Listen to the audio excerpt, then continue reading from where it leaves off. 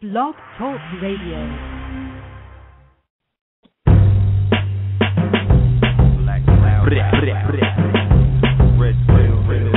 No, we got laugh. I was groomed in the womb. I'ma shine my light till they put me in my tomb.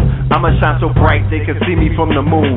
And my rhyme so tight you can see it in sassoons. The Billie Jeans, skinny jeans. Ever since a skinny teen, iron been hot, yeah. Ever since the penny scene, good times. By any means, stacking the cream. The luggage, the hats, the slacks and the jeans. Double G, ribbon streams, red, black, and the green. I am so colored, the Moors is at war with the long arm of the law. I am so gullah, I am so Gaza, I am so geeky. You clowns is down with the crown and that's oh so cheechy. You niggas is open over pink toes. The wise strive to civilize the Ocho Cinco. The great divine speak through signs, yeah they opening up sinkholes. The rise of a mentor, rise of Serpenta. The greatest story never to be told, waiting to be told. Only thing missing is a narrator. The seven seas waiting to be explored. The only thing missing is the navigators. Turn the average hater into a savage hater. For hearts too dark, the lighter just aggravates ya. Young Heru standing on top of these alligators, holding serpents and scorpions in both hands. Supreme Master, Grand Dragon of both lands.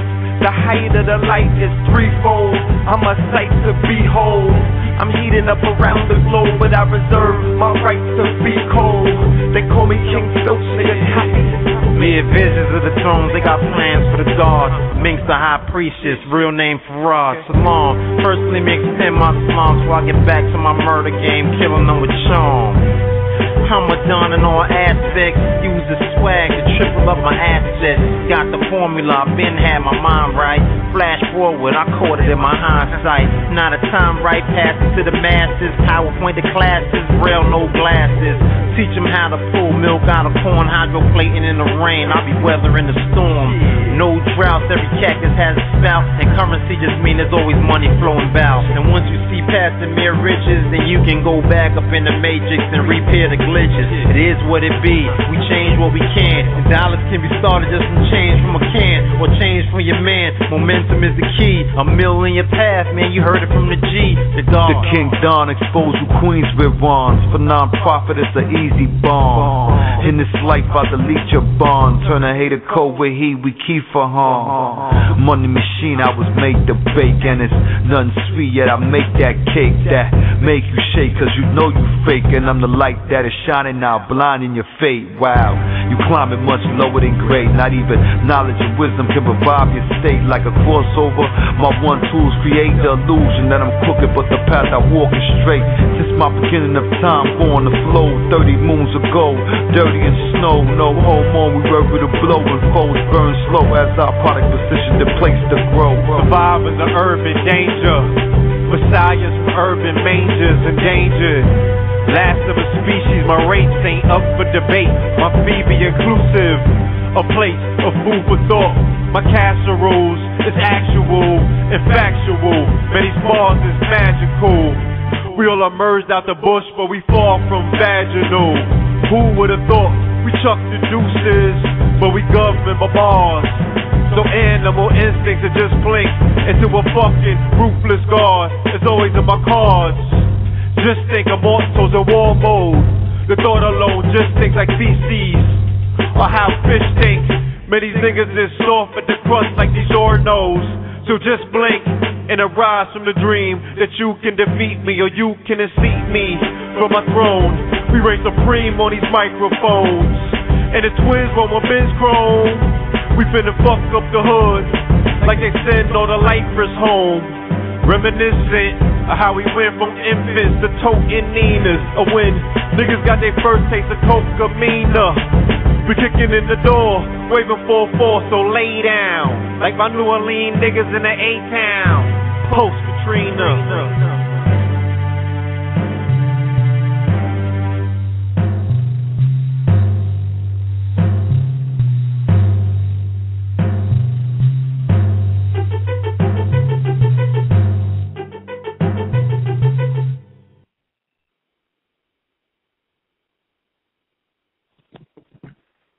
Peace to you and yours. This is Nevertheless Radio. You are now rocking with the best. Welcome to another episode. Being hosted by your brother, the Blue Pill. Joined by my co-host, the Red Pill. He hasn't arrived just as yet. But I want to welcome the family back to another historic airing of Negroes Radio, or i.e., Negroes University. In tonight's session, tonight's class features a distinguished guest. His brother has brought about through a book that he wrote. Okay, this book is called When Rocks Cry Out. And Rocks Cry Out is a biblical reference to a truth that no matter how much energy or how much effort is put into suppressing, at some point, because every story is written in stone, you know what I'm saying, these particular stories start taking on a life of their own. And they speak through the masses and they speak to the masses. And the rock started crying out and speaking to this brother. And what it did is it exposed him and opened him up to an entirely new world. And his studies and his findings led him to uncover the veil of what's known as, you know, the mystery, the biggest mystery, or the hidden mystery for that matter. You know what I'm saying? And what that hidden mystery entails is the fact that melanated beings were long inhabitants of these particular lands. These particular lands are ancestral lands that have been inhabited by your ancestors, melanated beings, thousands upon thousands of years before a supposed, forced migration took place, and you were planted in these particular land masses. And in order to uncover the story or the lost story of who your mothers and fathers are, you know what I'm saying, you pretty much have to start removing and uncovering them stones and tapping into the ancestral stories of this particular landmass. Because, again, land is connected through ley line to energy, and all of this land has a spirituality, a consciousness, and a connection. Because if you're standing on the landmass, then that's the magnetism that's being used to project your holographic ideas, thoughts, and realities into the universe. You know what I'm saying? But whereas if you have a kinetic connection or a connection to the continent, your feet is not standing on that particular continent to resonate with that connection more so than it is this particular landmass. And the story that he has uncovered is not only connecting you to this landmass through quote-unquote Moorish ancestry, but he has shown through his book evidence that there also was a mirrored Kemetic society over here, and the Hebrews were here as well. And he shows how biblical stories connect locales that can be accounted for in the historical sense of certain stories in the Bible, they can't be accounted for if that particular that place is being looked for in the quote-unquote Middle East. But if you're looking along the Yucatan Peninsula, if you're looking in Central and South America, there are pieces that fit now perfectly in the puzzle where now you can see what the story was. And a lot was going on right here in this landmass. And that has been great, the hidden mystery that has been suppressed by none other than, of course, the Inquisitionists, the Crusaders, you know what I'm saying, that have been suppressing this information every opportunity they get, so man might not know thyself and coming to an understanding that they're under attack. This crusade is not only is continuous, but the day that you wake up and come into knowledge yourself, it's all over. So, you know, with that, we want to bring forth the brothers to start that particular process of using all of the keys on the chain to unlock the brain. With no further ado, I want to present to you first, though, our esteemed co-host, the brother Red Pill. Peace. Peace, God. Peace. Greetings. Peace. Peace to the universe. Peace to the KTL family. Welcome aboard. Thank you for joining us tonight. And yes, wonderful intro. This will be a very powerful show. I can't wait to get it started. Yes, indeed. I want to reiterate, family, that, again, there are very few times when you can attest to a life-changing experience in terms of, you know, the currency and the rivers of electricity flowing through your brain have always gone one particular way. You just increase that particular voltage and wattage by information, you know, your currents in this information wavy age and what have you, right? But what about when you switch current the whole other way? You know what I'm saying? Like, you know, you're trying to get waves and shit, and you rushing one way, but then you go against the grain, and that's where they at? Yep.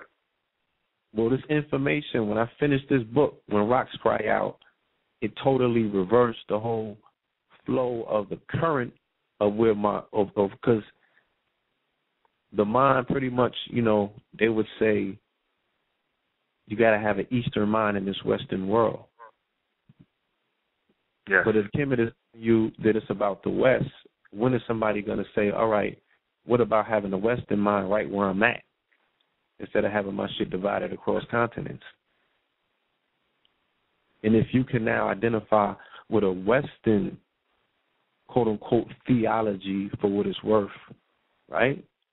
Would you not recalibrate and recharge the whole receptivity and access to this particular landmass if you now know its story? Because now these rocks cry out. You can speak to these rocks. Because within quartz, there is crystal, is encoded stories. Again, I keep reiterating the Star Wars situation when they showed you on the ship, like the Akashic records, they had them in quartz, right? Superman, they had them in quartz, information in quartz, and rock. Yes, so now, if you know, now you're standing in ancient Amexem, but you're also standing in remnants of ancient Kemet and ancient Atlantis and ancient this and ancient that, but you see the connectivity to it. Remember, this continent is the only one where all weather climates are present, right? So all elementals. So there's ways that all of these stories could fit into this continent in many different places, many different stories. That's how wonderful this land is. Don't use the politics to curse the land. You can't deny the beauty of North Amexem or Amexem, period. Fuck the people to the position. You're confusing the people with the land just the way you confuse the man with the message. You know what I'm saying? Talking about, oh, this ain't our land. This is the white man's land. Yeah. And you know, we don't know how retarded. Yeah, to one who researches and one who does. I'm talking about common sense research. The magic number is 1492, geniuses. So if you're talking about a land that's hundreds of thousands of years old, this sacred land right here, and when we say that this is the white man's land, you know what I'm saying, we forsake this land, you know, we're just revealing a level of ignorance that, you know, it would entitle any nation of people to turn their backs on you and be like, why would I even want to deal with these people? Like, they don't even realize the common sense of the fact that the European is one of the earliest, you know, like he's the later, he's so common to this land. So what was the story? No. What is? You know what I mean? I'm saying the comment sounds, that's not nailing what it is you're trying to say. He's the Johnny come lately to this particular land. He's the Johnny come lately to this landmass. I'm sorry. And here, as revealed by the book, and as you've been pointing out by explaining the whole Inquisition aspect, you Taj Tariq, and when the brother Cheyenne comes forth, and y'all build on that whole aspect of this being a continuation of Inquisition. Yes. And they came and they wiped out the Aztecs, and it has the wonderful information that lifts the veil once and for all, like no conjecture-wise who and what the Aztec were. Yes. We've been thoroughly confused by the whitewashing. Yes, definitely. You know what I'm saying? And the people perish from a lack of knowledge. Exactly. But, you know, like I said the other day, you know what I mean? I seen the biggest dudes fall like Goliath, but I also see them come back from the dead like Osiris. So let's open this lineup, you know what I'm saying, and play Lazarus and wake the dead. Indeed. Further ado, from number 972, we present to you Brother Horace Butler, author of When Rocks Cry Out. Peace. Hey, brothers, how y'all doing? All is well in yourself. Peace, brother. All is well. Good, good. I wanted to come into your program. I recently listened to a couple of the debates that are going on the East Coast. I see the divisions between the Moors and the brothers that are following the teachings of Islam, and the brothers who have nursed a deep love of ancient Kemet. Mm-hmm. And I see these young brothers going round and round with these things with a lot of passion. But the problem is they're all talking about the same thing and they don't know it. They're talking about the same land and they don't know it. They're talking about the same people and they don't know it. The problem is words. So I thought I wanted to come on to the program to try to explain something that may make our discussions actually get somewhere instead of just the passion play. Mm-hmm. I guess the best thing to do is to try to go to the beginning of this thing. When I saw the records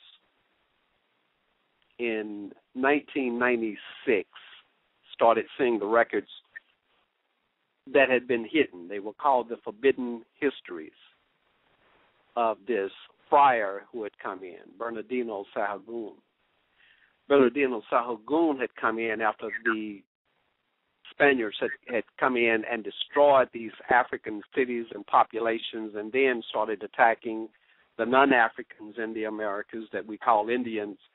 And this friar came in, and he found some of the Africans who were here that your history book now calls Aztec. Now, you have to understand, they didn't call themselves Aztec no more than Ramses and those other Africans called themselves Egyptians. Mm-hmm. Those are names that came on afterward. The term Aztec is actually derogatory. These were Moors. These were Islamic-believing brothers. These were Christian-believing brothers and sisters living in Mexico who had come over on those 2,500 ships that had come out of West Africa in 1306 and 1311. We have good records on those ships coming across the Atlantic.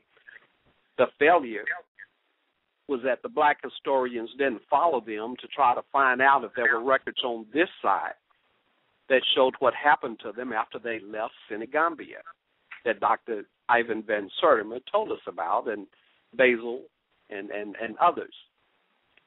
Well, there is a good record here. They started recording their histories when they got here, saying, and we arrived in the ships. We landed south of Texas at a city called Panuco now. We came in to the Valley of Mexico and into the highland areas. We had wars. We made some alliances. We became powerful, and eventually we became the most powerful. These are the Mandinkas and the Fulani of West Africa who had come over. They were trying to find a place to settle. Now, this place had millions of people already here. It had been here since since before the Africans had come over from Africa and from Europe as early as 2,000 and 23,000 years ago in ships, and had started building African cities all across the Americas. But here we are in 1306, 1311 A.D., and these African Americans in 1306 and 1311 A.D. are now in Mexico, in a land named for the African Meshi, M-E-C-I, and of course, CO means land of, or region of, or place of. This is Meshi's place, the Africans' place, Mexico. And they come into Meshi's land, who had come in the BC period, and the place is full of people, but they're trying to carve themselves a place out of it, and with wars they do. But they notice that there is this island that no one is habitating. They're not building their cities or their towns on it. And these brothers and sisters know about ancient Memphis. They know about the West African city that was called Memphis. That was the capital of Egypt. 22,000 years before the time of Christ. They know about it, Memphis. They're looking for the ruins of Memphis. And they find it on this island. They knew Memphis was an island city. They knew it. Their own traditions had told of it. They were the people who had come over and populated Memphis. West Africa, not East Africa. West Africa. But then East Africa would come later, and South Africa and everywhere else was coming in. But they found the ruins on this island. Man-made island, one of the wonders of the ancient world that they say cannot be found now. The lake that was called Tashi in some literature and by other names. Nearby, the other ancient wonder of the world, Heliopolis, still stands, showing its pyramids and the famed labyrinth sitting right there, the place named for ancient Egypt's Tehuti. It's now called Tehutehuacan, still carrying that ancient African name with the pyramids there, and the labyrinth, the famed labyrinth, still there, found by archaeologists. And they eventually said this city was one of the largest cities. No, they said it was the largest city on the planet up until the 8th century A.D. Largest city on the planet at 7 square miles. But they're not there. They're near. They're in Mexico, where Mexico City is now, built on top of those ancient African ruins. And now they found the ruins of ancient Memphis and rebuilt their city there, calling it after the old biblical name of Enoch. They pronounce it Tenochtitlan, but it's spelled T-E-N-O-C-H, Enoch, to Enoch, Titlan. So they own this old African city that dates to Genesis of the African writings that we call biblical writings. And they're in this city that was Enoch's city and was also Memphis. And they build their city there. And that becomes the capital city that we start hearing is the Aztec capital city. Here are these Africans here. So when Spain comes in, they know exactly where they're going. They know what the history of this is. Their church has those books. They have the writings. You have to understand that once you understand that when the Africans had come into the Americas and built their cities that became known as ancient Egypt, then you're not going to only find Memphis. You're going to find that other capital city called this, sitting on the Yucatan Peninsula. You're going to find the African city called Troy, sitting in Central America. You're going to find the ancient city called Thebes, sitting in South America. That's why they call it Upper Egypt. And in the southland of the two lands called Tamaric, North America and South America. So you have Thebes in the south. as the capital. You have Memphis in the north. And once you understand that ancient Thebes is hidden under the eventual name of Jerusalem because those ancient Africans had first built that city in honor of Heru, Amen's son, not Osiris' son, Amen's son, Heru. And they called it after Heru. And we flipped that H and J one time to give you from Heru to Jeru in the district of Salim.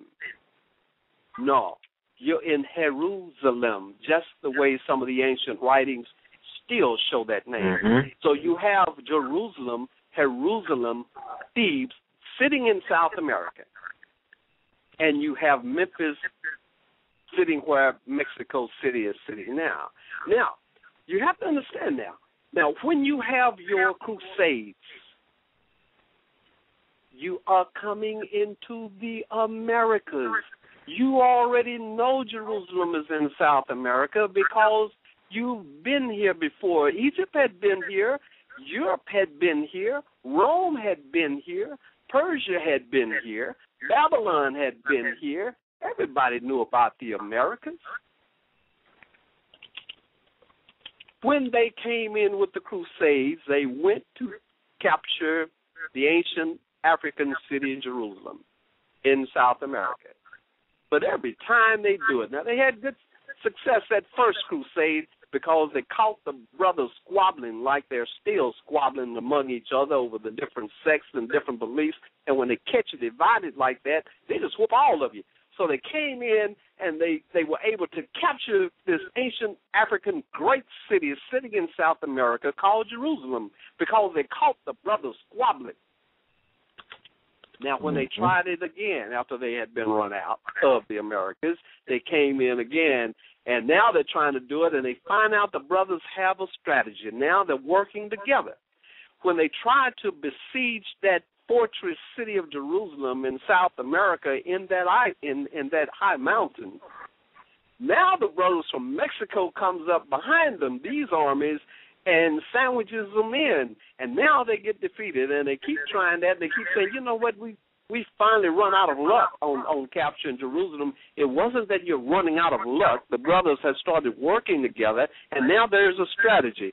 So when in the 1500s they say, you know what, I think what we need to do to be able to take these African cities and lands and all the riches and the drugs and the cocaine and everything else that's in the Americas to start making that money again, to get that land, I think we need to go and whoop the army in Memphis first, in Mexico first, so when we go down and attack Jerusalem this time, we won't get sandwiched in. So in this invasion in the 1500s, here the ships come, and they come into Mexico, and you'll see all the books, and they say the invasion and conquest of Mexico and Peru. But now something should have clicked in your brain right then. When you see Mexico, you don't see Peru right next door. Peru is not in Texas. It's hidden. It's hidden on the far side of South America, on the Pacific side. You can't even reach it coming through the Caribbean. Not in your ships. So here you go. How do you know where Peru is and you just found Mexico? They know. They know exactly where Jerusalem was. But they were going to knock out the armies at Mexico and then take their armies down to South America and then conquer Jerusalem. But now they have to hide this now, because if you are the church and you're saying you have a right to come in and conquer and destroy and mutilate and slaughter these people in the Americas and have the church's blessing out of Italy, the Rome there, you better have some kind of good justification if you're trying to say that you're humane. So they come in and they say, well, we're going to introduce them to the religion of Christianity. And so, it's going to give them a benefit. So we can do these things because we eventually, the whole thing is we're going to save them. We're going to save their souls. And they certainly can't tell you that they came in and destroyed Jerusalem. But the Vatican had an interest because when the church was developing in the Christian world, there were 12 churches. 11 of them are in the Americas, and one alone is there in Italy. But they wanted to be the head, and the 11 churches in the Americas would never allow it and would always vote as a bloc against it. Now, if you can wipe out the 11, you can become the head. So they had a vested interest in the destruction of the churches and the cities in the Americas. And Spain, of course, wanted the riches and the land. And so you knock out the armies at Mexico, you go down to Peru, and you knock out Jerusalem and wipe that city clean and rob it blind. But now you have to hide the histories so you won't be accused of destroying Jerusalem. And that's what was done. They knew that these were not Aztecs. Aztec means these people were worshiping the ancient religion of Sutec that some also believe is Set, ancient Set. And Set, if you go deeper, you'll find that this Set is also Cain in the ancient biblical writings called Genesis. Cain, that they spell as C-A-I-N, but in the other African records that we now call Egypt, he's called K-H-O-N, Khan-Su, who slays his brother Osiris, who is the biblical Abel. That's why in the biblical writings, these African writings that they keep trying to give to somebody else and say that they're theirs, in these African writings, you find two worships going on, more than that, but two major ones. In South America, Amen has become the church of power. In Central America, where Heru was given the rule of Lower Egypt, it's Heru and Isis and Osiris, who was Abel, who is then called Baal and El. So you have El in Central America, you have Amen in South America, and when the Persians and the Babylonians came over and whooped the brothers in Central America, and those African cities fell, and some who survived and escaped that slavery went into South America and joined that group. They brought their books, combined them, and in those writings now we have two names for the ancient deity of Amen. We have Amen and Yah and Yahweh and all the other names, and we also see him being called El because they were worshiping Osiris, El, as Baal, as Cain, as Khan in the north. That's not the same spirit. It's two different ancestral spirits that they're worshiping. Now, I know my Christian brothers and sisters probably don't want to hear that part of it, that when they say Amen at the end of the prayers, it's actually the man who founded Egypt really founded it. It was existing some, but he really turned it into empire. Amen, Amun, Aman, Amen. And so at the end of the prayers in the Old Testament, it's Amen. Christ, when this African came, when this brother came, this divine brother came with this knowledge that he had and started saying, look, we've got a problem. I know it's going to get me killed to tell you, but I'm going to tell you that the worship you're worshiping is wrong. You do not have to kill your firstborn male children to please God. God never required it. The man who required it was Amen when he waged the war against Mexico, against Atlantis, against Mexico. Let me try it again. Against Atlantis, against the Atlanteans at Memphis in Mexico. And he sent Horace's mother, Bast, to lead that charge. And the slaughter happened. And at the end of it, there was an agreement for sending him such bad tribute, such fat and bones instead of the meat, and such poor selection of crops as his tribute for saving you from the flood that had happened at Memphis that had devastated that land in Mexico, then he says, okay, well, let me see what I can do to get this corrected. And when that war happened and that slaughter happened, they sued for peace. And the agreement was, okay, from now on, to make you remember to send me your best fruit, your first fruit, then this temple is going to be built. You're going to give your firstborn male offspring of stock and human. And so later, with that same worship still going on 21,000, 22,000 years later, then now you, even before then, 1900 B.C., you have the Exodus, the civil war of the Africans, and they're saying, look, we're taking South America away from the other Africans that were called Egypt, but look, this law here is too hard, giving up our first male born. And says, okay, well, it is kind of hard. So this is what we're going to do. We're going to let you redeem them. We're going to let you buy it back. And so here you go. Now you're able to give money, and if you're a farmer, your farm goods, or if you are a herder, you can bring your cattle and your others and redeem back your obligation of giving your firstborn male child. And so here's this requirement put on you. And when this African, this brother called Christ, came and says, look, that's enough of this. You're wrong. The church is not going to tell you you're wrong. But Amun is not God. God is love. It's a spirit. It's not this man's spirit. And so you cannot worship both God and Amun. And can't leave that in there. Put an M on the front of it and says you can't worship God and mammon, riches. No, you got to open your eyes so you can understand what happened. And so here's the history that's unfolding in the Americas.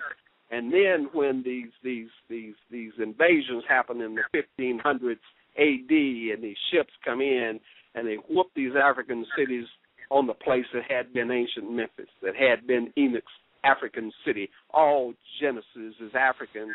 All Deuteronomy is African.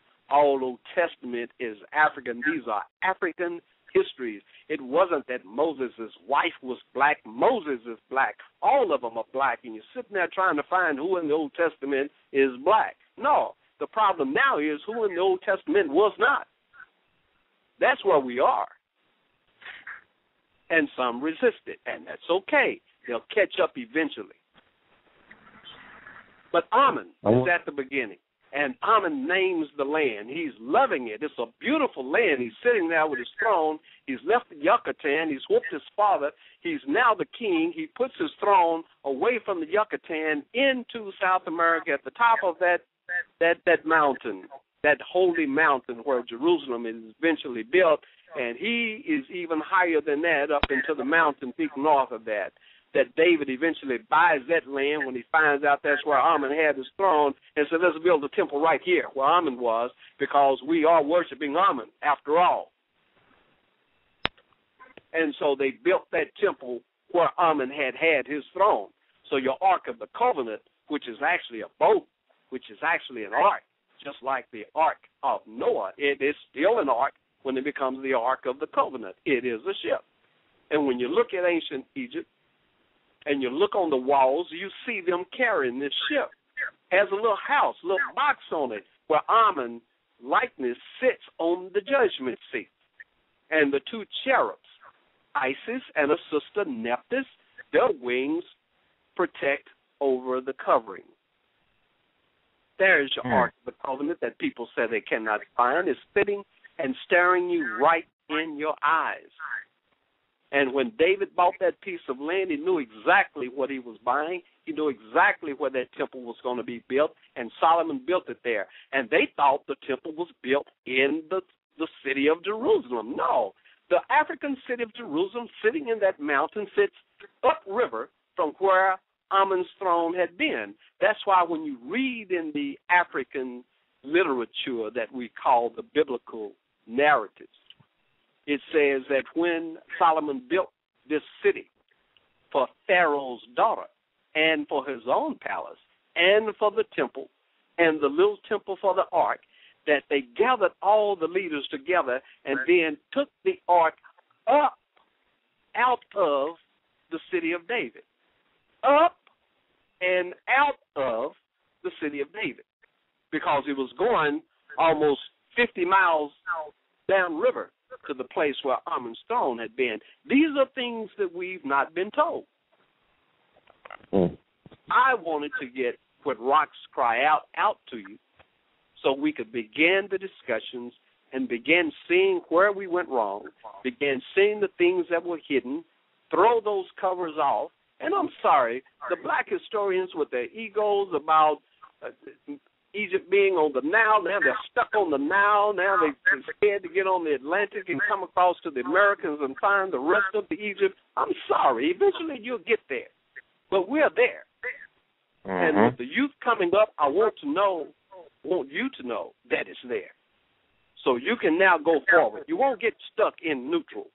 You can now go forward and find the rest of the African history and find that you were in the Americas 22,000 B.C.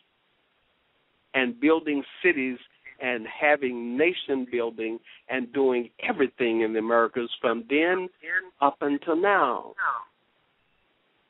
So when Amen named that land the beautiful land, the word for beautiful, Mary, M-A-R-E in some spellings, Mary. And the land means Ta, T-A, Ta, the land of beautiful land, Ta Mary. And Ta Mary is still applied to the land. And just as the ancient Africans said, there is a northland and a southland. Now we have North Mary and South Mary. We simply move the Ta to the end of the word and call it America. South America, North America, you're living in the land that was named by Egypt. Here are your Moors, who are named from Tamari, from the M and the R. You get your Moor. So even in the ancient African literature called biblical, you find Amorites,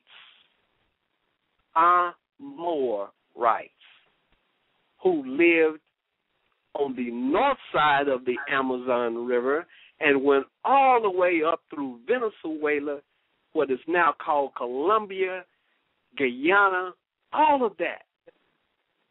Now we're going to get you a little deeper, something I haven't told before, because that land is also called Syria. Here is your Asia.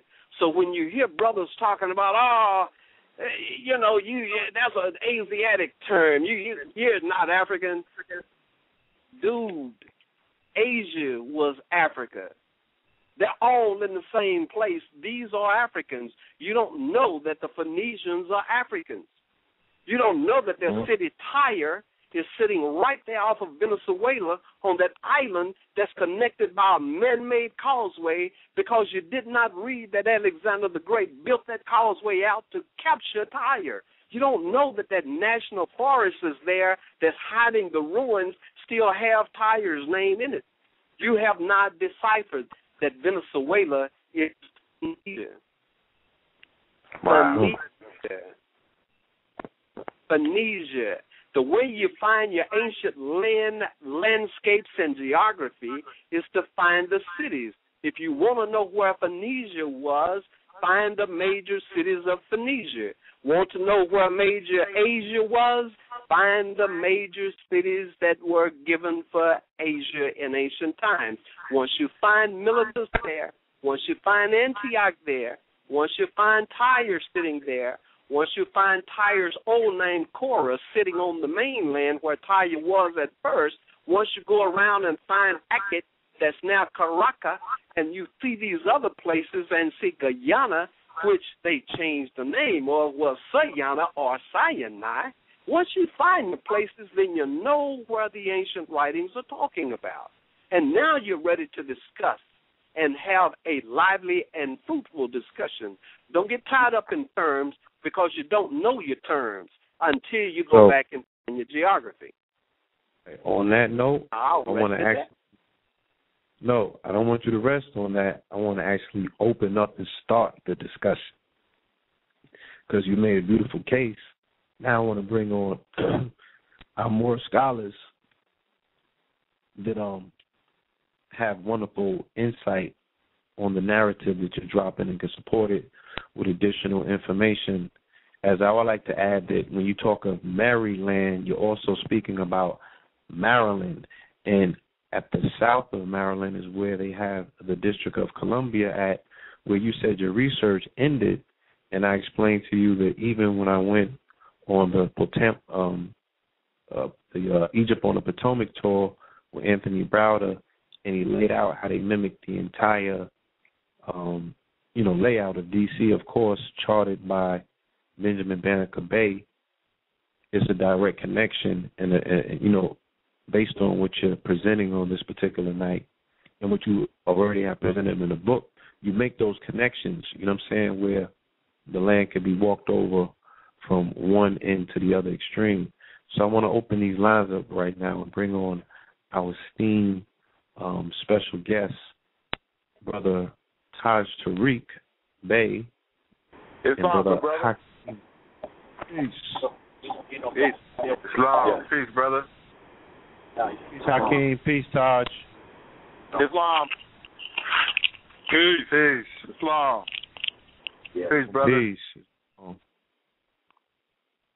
Indeed. Peace, brothers. Yes, brother. Indeed. I will leave it at, I'm going to open the floor up. I know, Taj, you repeatedly spoken on the more ancient aspects of this land that we call the Mexum and its connection to various empires and kingdoms. Is there anything that you would like to add on to the information presented tonight? Islam. Can you hear me? Yes, we yes, can. Indeed. All right, Islam. Yes, brother. All right. I'm really proud and honored listening to the brother because he is indeed an honorable spirit of our ancient forefathers, bringing the truth to the light. And he's also exposing much of the information that has been preserved in attic chambers and not revealed to the public. And this is also some of the information that CM Bay registered in the Library of Congress so that the COINTELPRO people who infiltrated tried to destroy the temples so they could not destroy some of those lessons. That's why he registered in the Library of Congress under the Clocks of Destiny, which is really Circle 7.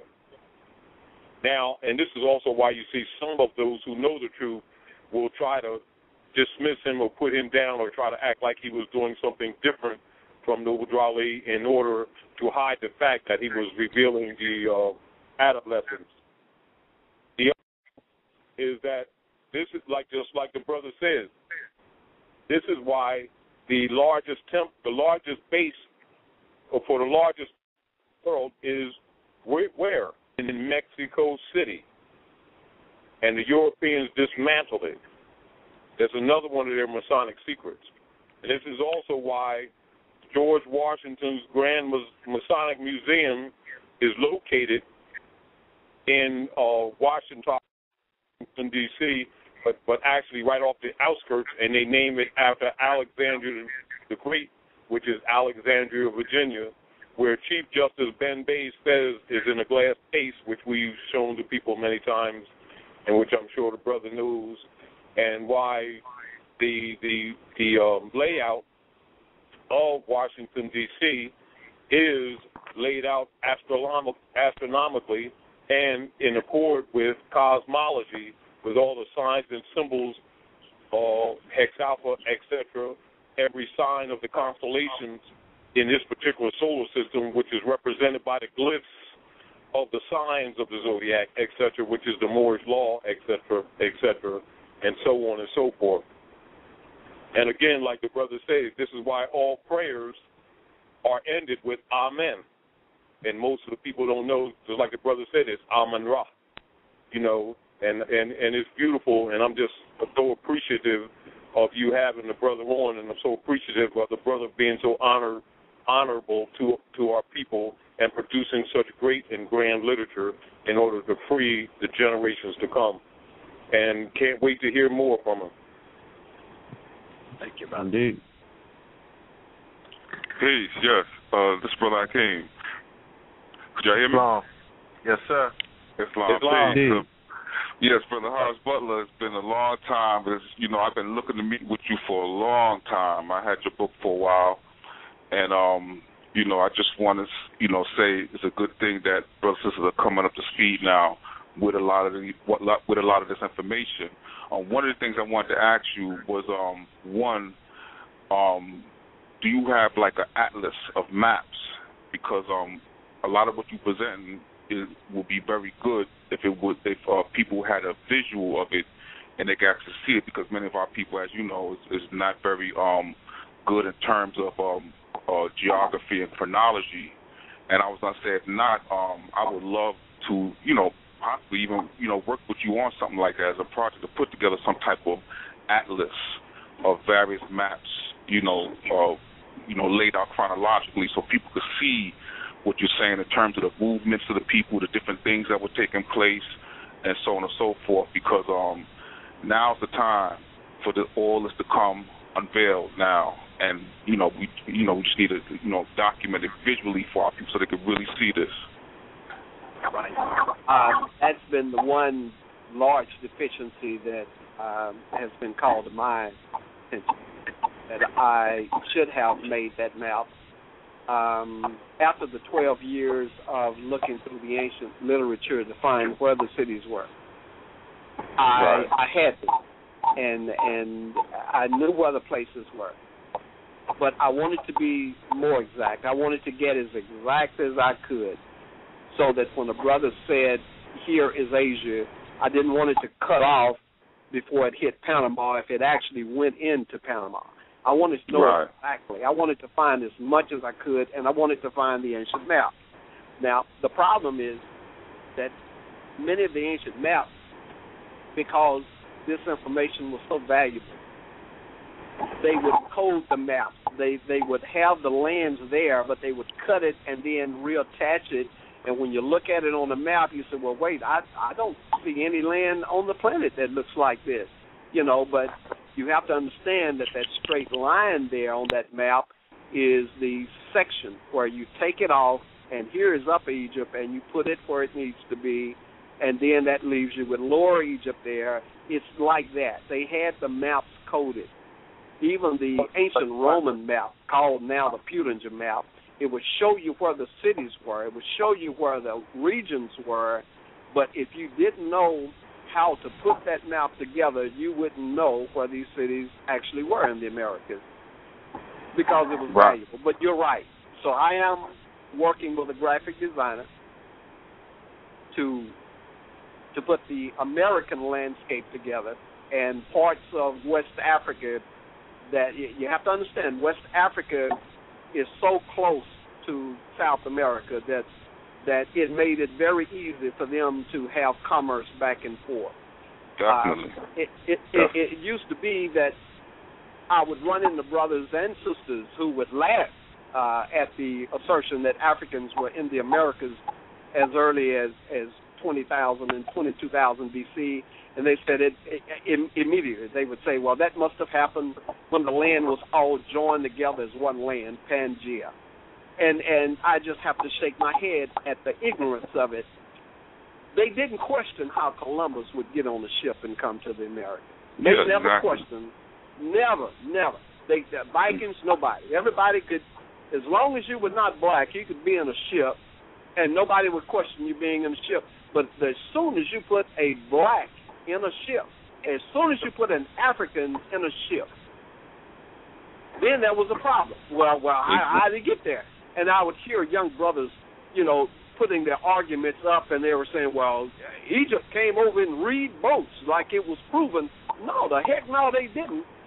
These brothers knew how to make seaworthy ships, and when rocks cry out, when that book finally hit, then the archaeologists started saying, well, you know what? Okay, now that it's out, we'll go on and show you what we found. We've got the remains of the wooden ships that ancient Egypt was using to go across the sea, not down the Nile, but across the sea. Right. So they started letting those discoveries out that were on the east coast of the Egypt and Northeast Africa. They've not shown the ones that were here in the Americas. You want to see a ship here in the Americas? Go to Bonampak, go into that end room, and you'll see a man standing there with lines going across the wall above his head, and you don't know it, but that's Agamemnon's ship that's been painted there. And nobody has told anything about it. I gave it to National Geographic 2 years ago. So they went in and got the Black King out of it and announced that story earlier this year, but they still didn't announce to you that this was an African city and that the discovery came from African records that showed this city, showed those paintings, and named every one of those black painted people in that temple to be the ancient Greeks and ancient Trojans of antiquity. All black. Trojans, all black. Greeks, all black. Agamemnon sitting there, black, with his Zulu, with his Zulu clothing on, and Achilles right behind him with his, and that's Achilles' son whose tomb they went into and pulled those skeletons and started messing with them and all that crap. You know, that was Achilles' son buried in that tomb, as the ancient African writings told. That's how they found the tomb. Because I gave them the ancient writings to try to start getting this stuff published into our schools so our kids could get this information, and it wouldn't just be a couple of brothers on the corner in Harlem, you know, debating about knowledge. They could start having it in the textbooks, but apparently even that was not good enough. So even after they found the tomb to verify the writings and what the writings were said, you still didn't hear the story about the blacks in the empire, which is ancient Delphi in Mexico. And so, brother, we're working on the map, but as I talk, this interview and others, I steadily give you more cities so you can kind of get an idea of where they were. Tonight, I give you Tyre. The last interview, I gave you Troy. So I want you to know the landscape in case, you know, my breaks or whatever, you'll at least have the cities there. Right. And you had mentioned in Rock Cry Out that you was going to write another book where you was going to go deep into Solomon and David and so on and so forth. Did you do that book yet? That book is being shopped. It's already out there to try to get a deal on that thing with the major publishers, because I see now a lot of my brothers and sisters, the book is not major until New York tells them it's major. So, you know, it'll be a book on the side unless HarperCollins or somebody throws it out, and then it's a great book. It's a #1 bestseller, and it must be true. So we want this thing to move off of the back shelf with they came before Columbus and get up there where Random House should have put Dr. Ivan Van Sertima's work. That's right. Well, I'm looking forward to it. And also, you know, if you ever need any assistance in putting it into ebook format or whatever the case may be, you know, let me know. You know, but it's very important that this information get out. I know you're familiar with Leo Weiner's books dealing with Africa and the discovery of America, those 3 volumes. And in it, you know, he just goes into great detail exactly what you're speaking about, the whole connection with West Africa and Mexico, even in terms of the garments. And he mentions in there Sahagun, and, you know, what's deep is that, like you said, a lot of the history is in those writings of those early Spanish conquistadors and priests of the priesthood. And C.M. Bay, who was one of the Moorish teachers, spoke about the whole connection and everything being over here. And the elder said that he had got a lot of the information from a Catholic priest while in Mexico, in Mexico University. And I thought that was very interesting.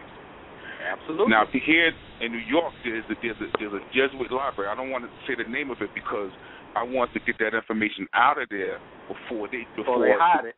Exactly, because you know how they have it in these special collections, and I've been through it. A lot of it's still in Spanish. It needs to be translated, and the pages are falling apart. I mean, it's literally so brittle, it's just turning to powder in my hand. I said, you know what? I don't even want to damage it no further. I want to get together with a Spanish brother I know and have them begin to translate some of these works, and we get in there and scan it. Because I went in there with my scanner, and I began scanning a lot of these documents. And like you said, a lot of it is still untranslated. Of course. And so we have to get a hold of that. If you ever up in New York, let me know, and I'm going to see if I can get us in there again, because I had to get up in there in a roundabout way, but I managed to get up in there. And it's a very prestigious Jesuit library. And as we know, the Jesuits were heavily involved in reconcocting the histories, because notice how they have these universities in every nation, in China, all these nations. And so the thing was, we can't just be in some room somewhere and change the history and think that's going to change all over the world. We got to change it and then go to the actual locations and change it there as well. Yeah. And well, here's the other thing. If you want to know where the ancient places were, the important ancient places, often all you have to do is follow the cathedrals, because they were coming in being real slick, and they were following, they say, the ancient writing that says, I will build my house upon you, upon hell, and the gates should not prevail. And so they were coming in, and they were finding the ancient places and building cathedrals on top of them.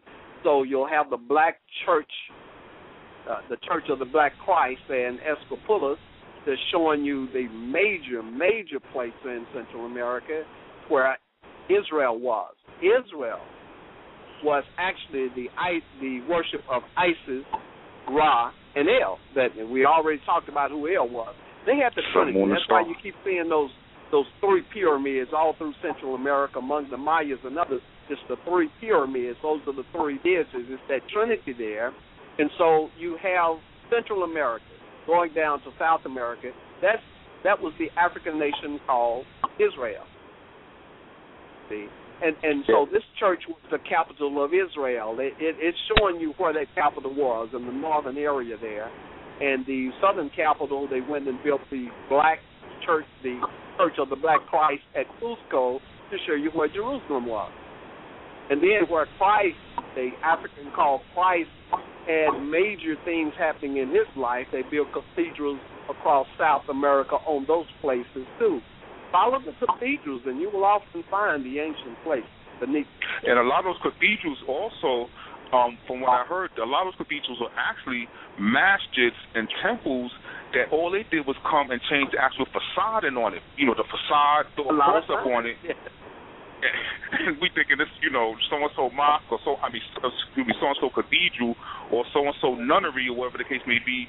Because a lot of people actually say, where is the Moorish architecture here, the ancient and the Moorish architecture here? I tell them it's all over the place. They just call it so-and-so church and so-and-so. If you go here in New York City, the oldest synagogue in New York City, if you go there, is on 54th Street, and it says, built in Moorish revival style. There's a big plaque on there. And I used to always send brothers because I used to go there, take pictures of myself. It's built with the Moorish arches and everything, and it's the oldest synagogue here in New York City. And right around the time when I was telling everybody to go check it out, I hear on the news coming up in the city, the synagogue is on fire. It's burning, and so on and so forth. And I said, look at this. This is why we have to get this information and document this information now, because it's here. It's right in front of our face. Just now they found a ship right near the African burial grounds where World Trade Center was at. Underneath the World Trade Center, there's a ship. Right. And they bringing out the timbers now, right adjacent to where the so-called African burial grounds was at. And so stuff is coming to light left and right. We just got to be there, and like you said, be in place, because it's like what happened with the National Geographic. Also, you aware that the city that they found sunk off the coast of Cuba, 2,200 feet below the surface, below sea level? Right off the coast of Cuba. And National Geographic, I heard, was trying to get the rights to that. and the Russians and so on and so forth, but there's a city, and with their scanner and sonar, they were able to see pyramids, streets laid out, and everything. Well, and I tried to get with Ballard to go and find one rich discovery. Found out that we couldn't get to it. He does a lot of underwater archaeology, and the deal was that I had found what the ancient Africans called, can you hear me? Yes, indeed. Where the ancient Africans called Greeks had this major naval battle, and so many of the Persian ships and Greek ships had been sunk in that battle. And I knew it was right off of the Yucatan Peninsula, which was ancient Greece. And so we were saying, okay, well, it's going to be, and every time that I would locate where this what had occurred, it had been turned into a national preservation area where you could not go into it. So you'll have to be aware that those things are done too. But imagine if it began 22,000 B.C., and they had engineering and architecture and sciences enough to build the greatest cities on the planet, and dams and sluices and other engineering devices even at that time, then you can imagine what's laying in the soil of the Americas, and there's no way that all of it can be hidden. No way. No way. And you know someplace else where a lot of it is hidden at too that I found out? On golf courses. What they would do on certain archaeological sites, they will build private golf courses so we wouldn't have access to what's on those sites. And I found that out from a guy with, the people who you see with the metal detectors going around looking for, stuff underneath the dirt and all that stuff like that. He told me up here in New York, we was up there and I was in the woods with him back there on the Seawinoy Trail, and he told me what they found and how they found all these Spanish and Moorish coins. And he said, but the good stuff is on the golf course, but we can't get access to it. And that made me think. And then the Empress was talking about the Washer Tour, how a lot of the places where the Miles was at, they built private golf courses. So it's another trick that they do to keep us off of these sites. Yeah. Well, I think we have enough existing that is within view where we should be able to see what was going on and then restore that history and then go forward from there. I think it's important because I have seen young African-American kids with as many kids as I have and grandkids. I've seen them go into schools and come out deflated with different things that happen, and especially during Black History Month. There are more black kids, there are more African-American kids that suffer mental anguish and mental long-lasting events during February because of the things that come out. You are a descendant of a slave. You are a slave. Your history begins there. And then you jump up and show, well, that might be true, but look how smart we are. We invented the red light. And then they show that they've gone to the moon. So, it's important to know what all you really have done so you can match city for city and invention for invention. You don't have to put a red light up against a space shuttle to try to say how intelligent the blood is that runs through you. That's You're right. a man, just like man is spirit, and man, meaning woman and man, has intellect. And if man has it, you have it. But there's such a huge racial argument going on to these kids need to know these things, and they have to see them. They have to see the images of the cities. They have to see the images of the people. They have to see Africans' own ships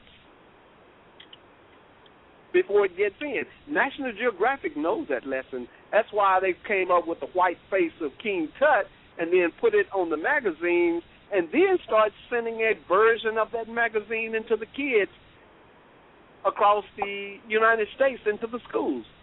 So now King Tut is white. An image has that kind of power. So now they're claiming ancient Egypt. Again, while all these brothers are debating and arguing on the corner about Kemet and all this, they are steadily working into the schools and putting the impressions in the youth. Islam. While the argument is going on the corner. So hopefully we can get that resolved. Yes, Brother Taj. Yes. Islam. Peace, Yes, Brother Taj. Can you hear me? Yes. Yes. All right, Islam. One of the things, many of the brothers and sisters who might look at some of the locations can see some on a limited scale. Because remember, a lot of the secret maps they hold in military documents, secret. And one of the exposures, which is very, very limited, is just the territory that's under the direct control of the Pacific Company, Pacific India Company, i.e. the U.S. Democracy Corporation, foreign European corporation called the U.S. In North America, they'll show you the exotic map in the King Alfred and Rex 84 plan of Executive Order 11490, and that'll give you a lot of the ancient names, Morocco, Tunis, Algiers, Egypt, etc., Paris, etc., just like the brother said, and let you know that they're actually right over here. People looking elsewhere, and this is one of the great diversions that they've done. The other thing that must be recognized, again, and this will help a lot of people in their research, is the Secret Treaty of Verona. And the Secret Treaty of Verona and the Holy Alliance is back to where the brother was talking about of the reconstruction of history. Just like when they talk about the period of reconstruction here during the Civil War era, that's also under the authority of the Jesuits, where they were continuing the process of reconstructing history, not buildings, reconstructing history. Also, when we look at ISIS, we know that ISIS is really a sociology term for Aztec. And so when we see Aztec and ISIS, we know that we're still talking about the same thing. And the other deal, part of Egypt and ISIS temples, etc., and a lot of the old artifacts of the ancient ones is right there in the Grand Canyon, which is why they don't want people to know a lot of things that they're looking at in museums like King Tut, etc. A lot of that stuff came right from the Grand Canyon. Also, from caverns that they have right here in Philadelphia, that is a multiplicity of caverns underneath this city that they call Philadelphia. That's why a lot of times in certain areas when they're excavating or fixing streets, they'll put up security walls, but they will be solid instead of clear where people can see. So when they dig up old artifacts, that the people won't recognize that this city is much older by thousands of years than they think it is, etc. The other thing must also be understood is even when you see City Hall, where it's laid out like a mosque, etc., and they call it Ionic and Moorish architecture, that the zodiac, which is the Moorish law that's right in the middle of the courtyard, they painted over it because it used to have brass lines on it that showed navigational sister cities that are navigationally by angles, by compass, across the world, that the cities are actually mapped in their layout to a star charts. The other deal is, yes, absolutely. And I saw some of these rose compasses on some of the maps, like you're talking about, some of the ancient maps, and they're showing lines going to cities that they were sailing to in other parts of the world. You're right. I did see that. Those Portolanos, those old Portolano maps. Right. Absolutely. And I seen an old Portolano map that listed that over North America going into South America. It said Mexi, and then below that it said Cana, like Canaan. Right. Let me tell you what Canaan is. Since I told you I was going to show you in each interview, I try to bring out one major thing to make that interview special. This one is Tyre. So you have Tyre. I told you that Venezuela has not been decoded to be Phoenicia, but your VEN is your Vin. That is your Fin. That's your Phoenix. So you say Venezuela is Phoenix. Phoenice, Phoenix. It's Venezuela. And you know that because you know the cities in the area. And when I followed the ancient Roman narrative, not ancient Roman, the ancient Egyptian narrative, here is Ramses II having his major battle against the Keter. And black historians right now, well, they know very well about Abu Simbel and the other places that talks about this major battle, the major battle of Ramses, where he actually gets whooped. He gets his hat taken to him by these people called Keter. But they let the Europeans tell them that it's the Keter that's a now vanished people in above where Israel is now. You know, that it's those people up in that area near Turkey, and they're saying here are the Keter, the Hittites. What they don't know is that's not who they were at all. These were Africans from West Africa, and when you go into the traditions of Mali, it will tell you it was founded by Sundiata, the what? Keter. That's right. Keter, straight up. Here are your Keter. Here are the Keter that Ramses is writing about. Here are your Keter and your Hittites. They're from West Africa, and they're warring in South America near the Orinoco River. That's where the battle happened. It took me a while to find Kadesh, and when I finally found it, there it was. And they had it coded by one letter, like they usually do, the one-letter rule. But there was Kadesh. Here's the battle. And so when Columbus came over, and he was right off of this river, he wasn't getting off of his ship, but he was out there and he was looking in, and he wrote in his journal and in his notes, he said, here's that river that comes out of paradise. Because it is that river. And it was coming out of paradise where Amun had built his empire up in Peru. This river starts up there, and it comes down. Here is your Kadesh. And on the side of that is this major mountain that was called Sinai. So that's your Phoenix, that's your Phoenician, that's your Venezuela, that's your Kadesh, that's your Tyre, that's your Korah. You see the name Korah, C-O-R-O, on the city, as a dot right there next to the causeway going out to the island. You don't know that Korah is the other name that they use for Horace's mother. But when you look at the ancient writings, there she is. There's Korah. So here is Horace's mother being called Korah. And her name is right there. You know, I was gonna say, you know what's interesting? Those new radar showing these straight lines laid out in the Amazon. Are you familiar with that? These lines and these cities laid out in the Amazon that they can see from the satellite images. Yes. And they have a thing like the irrigation plots that they used to have. Right. They have a thing like South America, Amazon is nothing but pure dense jungle. It's been like that for millions of years. Where from the satellite they look down, they see straight lines laid out for hundreds of miles, irrigation canals, all the stuff right through with the satellite images, showing that there's underneath all those trees and stuff, there's cities underneath there. Absolutely, it's cities, and it's the kind of irrigation plotting that they were doing as well, where they would have plots of land and have the water running around it to water it well. But when I talked to, I think her name was Benny Makers or something years ago, and tried to tell her, I've got the Old Testament there in Brazil. I've got these Hebrews there. And she says, no, that couldn't be true. I've been studying this for all my life. You know, I have not found. Well, when you find it, you're not recognizing. I saw where you published that you found these things, and so the conversation was ended immediately. But it's the African presence. Yes. They are there. Yes. The Hebrews, that's right. The Africans called Hebrews are there. They're also in the Egyptian records, the African record called Egypt. You have two Egypts.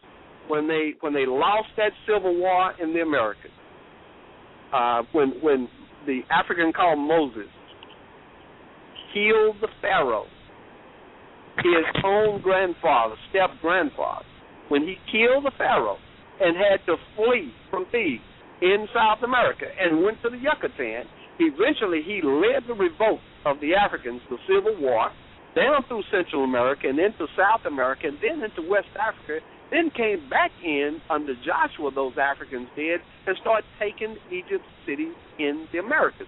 Well, the ones that were being whooped got their belongings, got in their ship, and went to East Africa. They couldn't go to West Africa because that was a base of the attack. So they went to East Africa and began building a second Egypt. That's where you got the two Egypts from. So archaeologists will tell you we found a lot of monuments coming from 12th dynasty downward. Yeah, because that's where I found Moses living off of the 12th dynasty. He named the king who was leaving. And that battle with the so-called Hyksos, the Hyksos, those are what they call West Africans now. They were. It was actually a confederation of what they call Canaanites, Hittites, so on and so forth. These were your so-called Hyksos, and what was interesting is that a lot of those Hyksos had actually Moorish, Moroccan, and Hebrew type names. Like, for instance, I have here in the 5th journal that I wrote a list of the Hyksos pharaohs, and one of the names of the pharaohs was Yaqub. And I don't know how many Moorish emperors that there was named Yaqub with that same name. You see names like Shalik. These were pharaohs during the 15th dynasty. Yeah, well, all you have to do is like I say, I have so many brothers who they throw away the biblical text saying this is not for blacks and it was used to justify slavery and that kind of thing. Well, you can get black anything to justify almost anything, but you don't throw away those black records. You hold those and use what you can out of them. So in these records is this early history that the Egyptian priests were writing, and then it was put into these records too. You'll find a parallel history in the ancient Egyptian records and in the biblical record. It's the same record being put into different mediums. But it's telling you the history of the Moors. It's telling you about Moab and Amor or Amorite.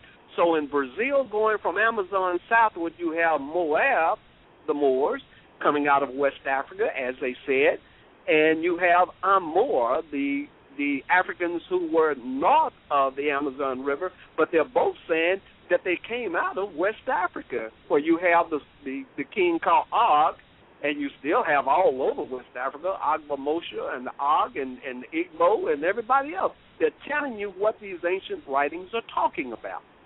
They're coming out of Africa. They're coming into the Americas, and those two histories are intertwined. You say Canaan, I say Ghana. Ghana, same thing. I'm telling you what the ancient writings were saying. You'll find Kano in West Africa. You'll find CANO there. But I'm telling you what they were showing. And when you look at it, they say, well, we think the Amorites were actually, it looks like they're interchangeable with the name Canaanite, and that they are son out of Ham. Wherever you know you're going to use the word Ham to try to put a curse on blacks, then give him the positive part of the spin as well, that his son is Canaan. So you have an African having an African, and here's Canaan, and so your Amorites are Canaan, and so your Africans are Amorites, and Moabite is coming out the same West African area. And to crap, that curse crap that they came up with, trying to steal that black religion and make it theirs, and then curse the blacks so they could have it. But anyway, your Moorish history, American history is there. Islam. One of the things to back up what you're saying is in chapter 47 in the Quran, when it talks about the dividing of the land between the Father and the Son, and the dividing of the land called Ethiopia, not the people, but the dividing land, which is the surveying, and also understanding that Hebrew or Ibri simply means those ancient ones, Canaanites, Moabites, who crossed the river. And it's really the same people. It just means those who crossed, who came from the other side of the river. That's all. Right. All the same people. That's right. And it might get a little deeper than that, but they are those shepherd kings, the Hyksos, the shepherd kings. That's so David and Saul and the rest of them, what did you think they were doing? These were shepherds. These are shepherd kings. These are African kings. And they're tending to their herds. These are your shepherd kings. So, but all I'm saying is, and when you hear David, understand that's an African king. When you hear Samuel, African king. I've got their images in South America. We're about to release them. These are all Africans, all of them. Their actual faces are carved on the stones in the Americas. They left their histories here with their names and their calendars attached, and their histories there. And you mentioned Samuel and Sama. That was also one of the kingdoms connected with Ghana. This information is also found, as quiet as it's kept, in the Arabic sources. And they keep the Arabic sources secret because a lot of the Western scholars, they get their histories, especially dealing with West Africa, from the Arabic sources. And when I look in the Arabic sources, I found one of the records coming from Al-Yaqubi. It said, the posterity of Cush, Ben-Ham, son of Ham, and Canaan, son of Ham, are the Nuba, the Zanj, and the Habasha. So here we're talking about the Nubians. And the Arabic sources, I'm reading quotes, this is come from Al-Yaqubi from back then. They said the posterity of Cush, son of Ham, and Canaan, son of Ham, are the Nuba, the Zanj, and the Habasha, the kingdoms of the Habasha and the Sudan. It says here, quote, when the progeny of Noah dispersed from the country of Babylon, the descendants of Ham, son of Noah, went to the west and crossed the Pharat, the Euphrates, toward the setting sun. After they crossed the Nile of Egypt, Hyksos, the descendants of Cush, son of Ham, namely Habasha and the Sudan, split into two groups.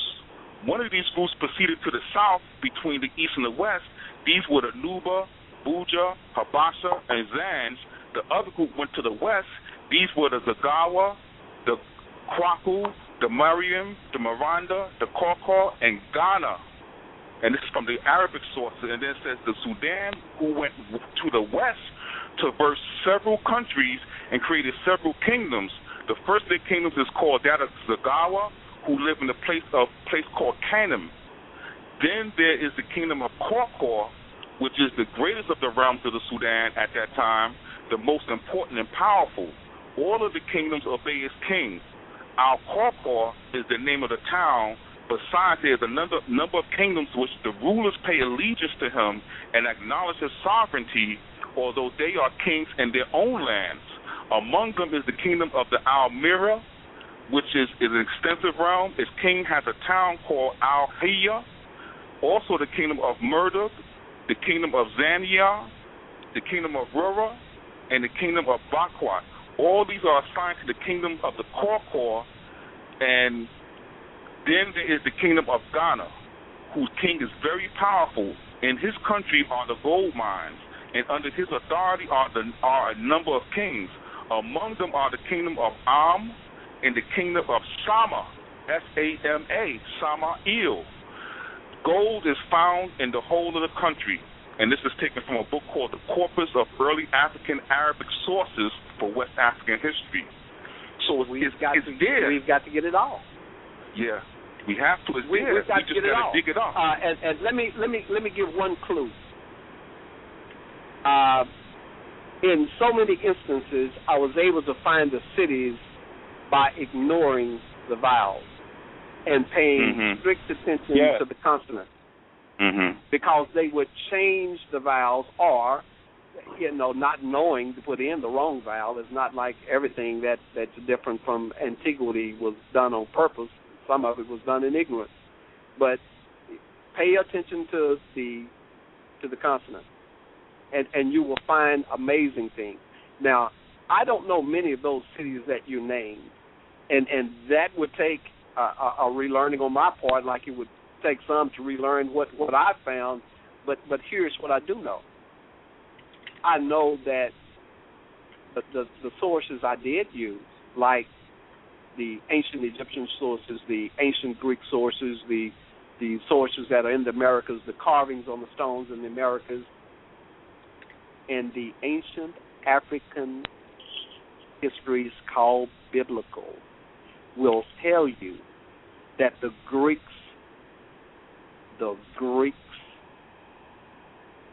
it will tell you where they came from. It will not call them Greeks. It will tell you that there is a land called Argob, A-R-G-O-B, and ancient historians and modern ones know that the Greeks were called Argives before they were called Greeks. But they came from Argive. The ancient African writing is calling it Argive, and they tell you that in Argive you're going to find these three major areas, one called Mahli. That's Mali. Mali, it says another one is Guni, that's Ghana.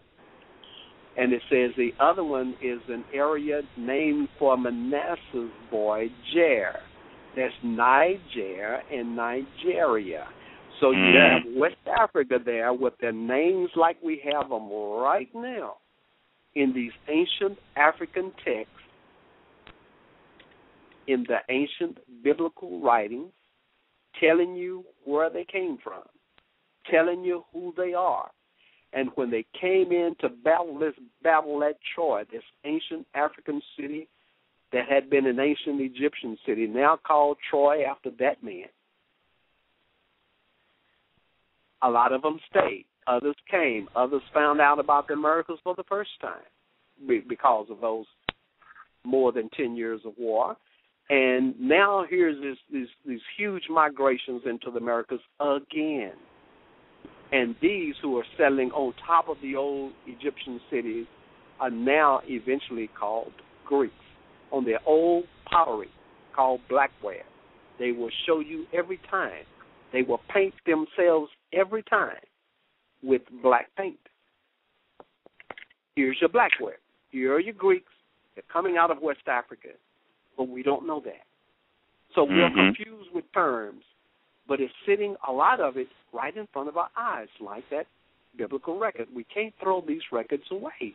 No, but see, we got to get through that whitewashing that was done, and a lot of it was done during the period of the Renaissance. That's when they concocted what we know today as ancient Greek and ancient Rome never existed. All that was concocted during the Renaissance by those Renaissance artists and scholars, a lot of them financed by the Medicis, and what they was doing was actually doing marble sculptures during the Renaissance. They would take it and bury it in their friend's backyard, break them off of it, dig it up 10 years later, and say, oh, look what we found from ancient Greece. This was a game that was played. A lot of them will actually tell you that those sculptures were made during those times. Michelangelo and the other ones, they were making David and everybody else and showing you that here they are. But they thought they had broken the black images when they had the iconoclastic period, the breaking of the sacred stones. The iconoclastic is the breaking, the clastic of the icons. And you have to understand that ancient Central American word for black, that I-K, that Ike, that ick, here's your icon, your black stones, here's your breaking of the black stones, the black images, and especially the black Khan, because Khan is major.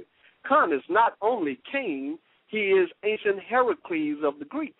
He is everywhere. He's a major man. There's an ancient one who was a son of Ammon, and then there's one who's named after him, who's actually living right before the time of King David. That's called Samson. That is your other Heracles. So here's Khan, and the people became named after him, the Heracleans. And so they're named after, he's that major. So even when Egypt fell, Egypt came into the Yucatan, into the now African cities called Greek cities on the Yucatan, and now they're called the Heraclidae and the Heracles. Named after this second Heracles. And this is also where they get Anahanasi, or where when they talk about constitutional principles being ancient, that they got from the so-called Iroquois Indians, and it really ain't Iroquois, Anahanasi, etc. And it's really the foundation of even this government today. It's called the Great White Goose of Peace. Earlier today, and you're right. When I look at the number of people on the Supreme Court, and you go back to ancient Greece, to Solon them and those Africans, and trying to see what they were saying government should do for judgment and those kind of things, it's built. When they say Western civilization, I got to stop saying that. We are saying, when we say Western civilization, that it is built on those ideas. The disjoint came between the ancient Africans that became known as Egypt and the ancient Africans that became known as Greeks. You know, they made a division point there and then started trying to come forward from Greeks and then said Greeks were white, and then so it's a white Western civilization. No such. These Greeks are Africans out of West Africa. Right. This was the graphic. So this is what here's your tie right here between the other Africans, the more ancient Africans, and those who came with the later civilizations, those Africans called Greeks. Here's your tie. We knew it was a tie, but they split it and didn't let you know that these Greeks were African as well. And so this Western civilization, this black civilization, goes back to Greek civilization, goes back to the African civilization that we now call Egypt. But it is. And you know the statue still exists to this day. I got over 50 images, 50 pictures of ancient Greeks with locks in their hair. I mean, straight up locks. Yeah. Look like a brother sister from today. Straight up. Yeah. Well, it's there. It's there. But here's something else I saw. And that's even in antiquity, there were Africans who were doing like African Americans do today. When you look on Oprah's magazine, you might not recognize her, and there are others who, when they make images of themselves, they make them in a different way than how they actually look, and you might not know that they have as much African descent in them as they do, and some of that was actually still going on in antiquity as well. Mm-hmm. Yeah. A lot of that came too when we began mixing with those European women who were sold into the concubine, sold into the harems of all those. No. See, I'm gonna have to be fair about our things. Now, here are Africans in the Americas. You're standing there in Central America, and here comes J-Lo. J-Lo walks by you. You're the king. Here comes J-Lo. Mm-hmm. And so you say, oh, no, she's not African. Throw her to the shark. No, that's not happening. That's not happening. No. So they're bringing them in, and it's something a lot of us really don't want to talk about. But, then the child coming out of that union between this African from Ghana and this J-Lo in Mexico is now the Pharaoh. And so you want to throw them away. You want to throw he's still a Pharaoh. And he has both parents' blood in him too. So we're going to have to get mature about those conversations as well. That's right. Even look at Obama. I mean, or whatever. The main thing is that I speak about this because this is where I speak about in terms of it was the Moorish nobility that got bleached out first, because it was only the nobility that was able to afford these European women into their harems. It was like a fad amongst a lot of those nobles at that time that had, even in dealing with the so-called Indian caste system. The caste system, we always had a caste system amongst our ancient civilizations.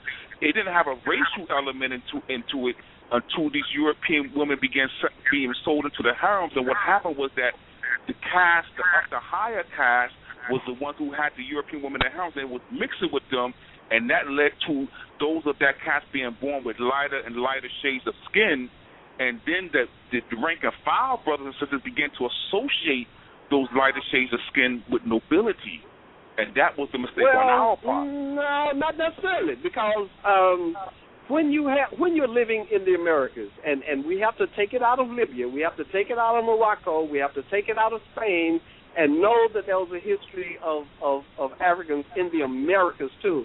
And so when you have those shades of people who have also made it into the Americas, then you're going to have some people coming out who just like each other because they like each other. And it's not necessarily nobility. It would be a brother that's a farmer down there, and there's a farmer next to him who's got a daughter who's looking pretty good to him. And so, he's not just saying, she's really not black enough. No, that's not happening. We're going to have to be real and mature about this whole conversation say what was really going on. Women, but what I'm talking, I'm not even so much talking about those who are of Mongol type descent and so on and so forth. But what I'm specifically speaking about is European women. You didn't have a situation where I'm living here and a farmer next to me, and there's a European woman there, whatever. Yeah, it is. It is. They were coming over in ships too. Right. But I'm saying they were coming over with the brothers. A lot of times, there was a lot of people in the Americas.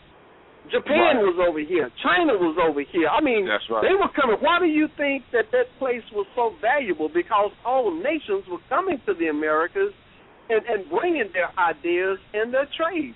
I mean, they were meeting in Mexico. That was the meeting place.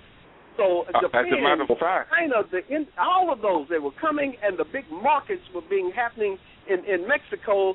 And then they were running that silk down the west side of the Americas, following that road down to South America to take the silk goods down there. So that became known as the Silk Road.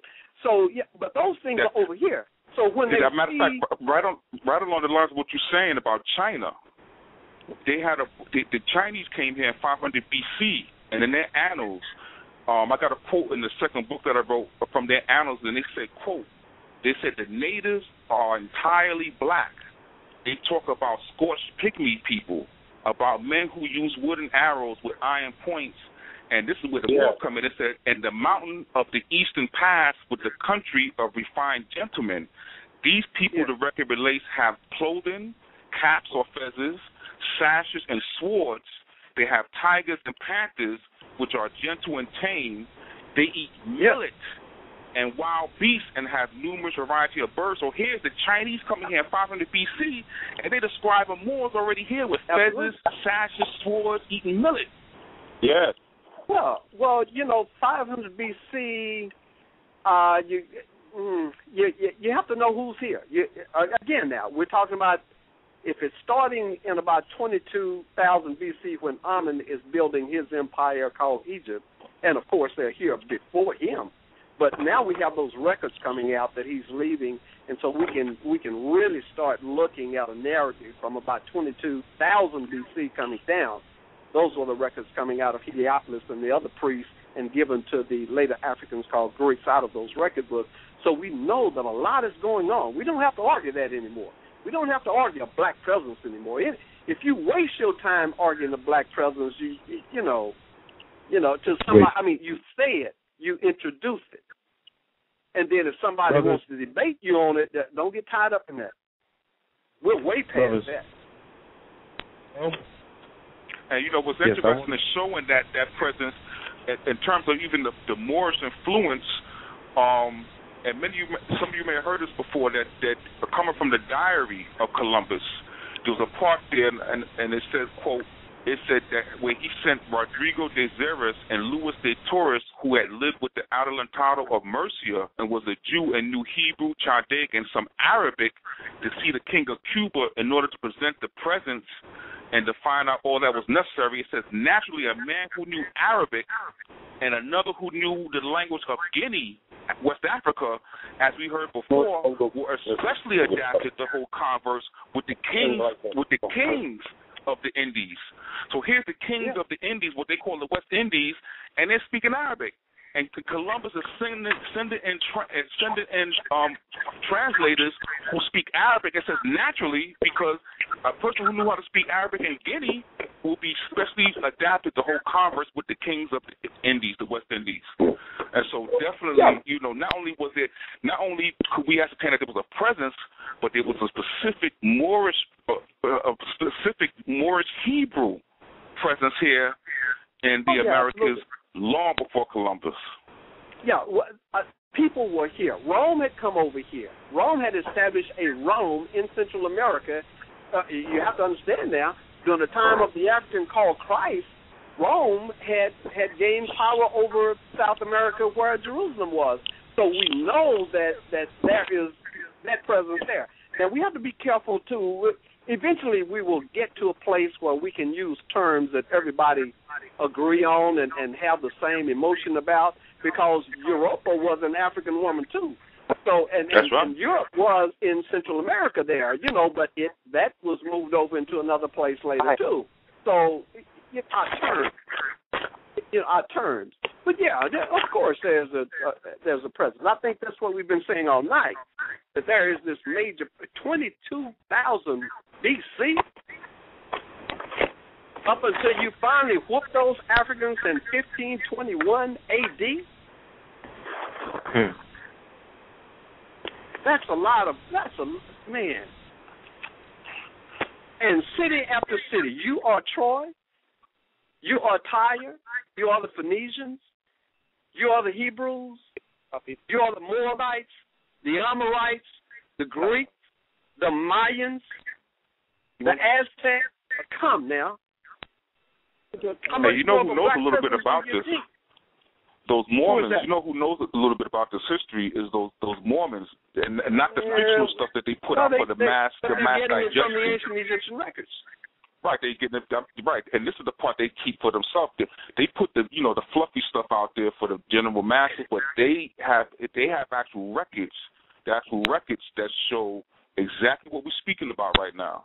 And this is why I think we do too. I think you and I have them too. They're right in front of us where we can put our hands on them. No doubt about it. That book, When Rocks Cry Out, will show you how to put your hands on those records, because I didn't just write it. I gave you every source I used so you could go and put your hands on those records and have it and put it in your house and have it for your kids. So that's a major thing. That thing is footnoted. It's there where you can go and get it for yourself. Yeah, we don't have to listen to somebody else tell us what was here. We can go get it for ourselves now. But when I talked, they said, yeah, there's a biblical presence in the Americas, but it happened after the things happened over on that side of the world, and then people came over in the Americas. No, the heck no, that ain't what happened. These Africans were having those events occur in the Americas. Egypt wrote of it. It's Egypt's history. The Old Testament is Egypt's history. Just because you take a nation don't mean the history stopped being written. They just kept writing. So now you are the king, you are the pharaoh. And so when I found David's mummy and Solomon's mummy, there they were among the pharaohs.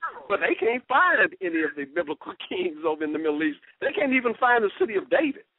They can't find Solomon's temple, none of that. They've admitted that. And so they come out with a group of scholars that are now calling themselves minimalists, who says, no, the things that are written in the Old Testament did not occur. They were written centuries after the events that they tried to say happened, to establish a foundation for the later writings and the later events. No, that ain't what happened. You're digging in the wrong place. You're looking for the city of David where it was not built. It was built over here. That African built his city on top of or as a part of the Egyptian city that was already there that he took. He took Thebes. He took Jerusalem, and made that his city, the fortress on the north side. So when you read these ancient biblical writings, these black writings, they tell you that Zion, the city of Zion, the fortress of Zion, the city of David, is on the north side of the main city of Jerusalem. And yet when you look in the Middle East at that place now calling itself by that name, there they have a group of rocks on the way south of the main city, and here's the city of David. Well, it wasn't until When Rocks Cry Out came out that they start digging on the north side by a wall, saying, well, we were on the wrong side. It's on the north side, and we think we done found it. No, you're already built up against the edge of that cliff. Jerusalem is built up against the edge of that cliff. You don't have any room to find a fortress on the north of that city, because that wasn't They knew it all the time. They knew it all the time. Some knew it. Some knew. You can't think that everybody knows. They don't. There are some people who have the knowledge, and there are most people do not. Most people don't know. Like most of us didn't know. We don't know. You go to West Africa, and they can't explain those masks. They almost can, but they've lost a lot of the knowledge. Yeah, and in the process of hiding it from us, they also themselves fall victim to the same, hiding of information, So they just so everybody doesn't know. There will be people that will be as offended with their religion as anybody else would, coming out of that area that's now calling itself Israel. They'll be offended by the things that are said here. And then they'll run into somebody who will explain it to them of their own and say, that's pretty much what it was.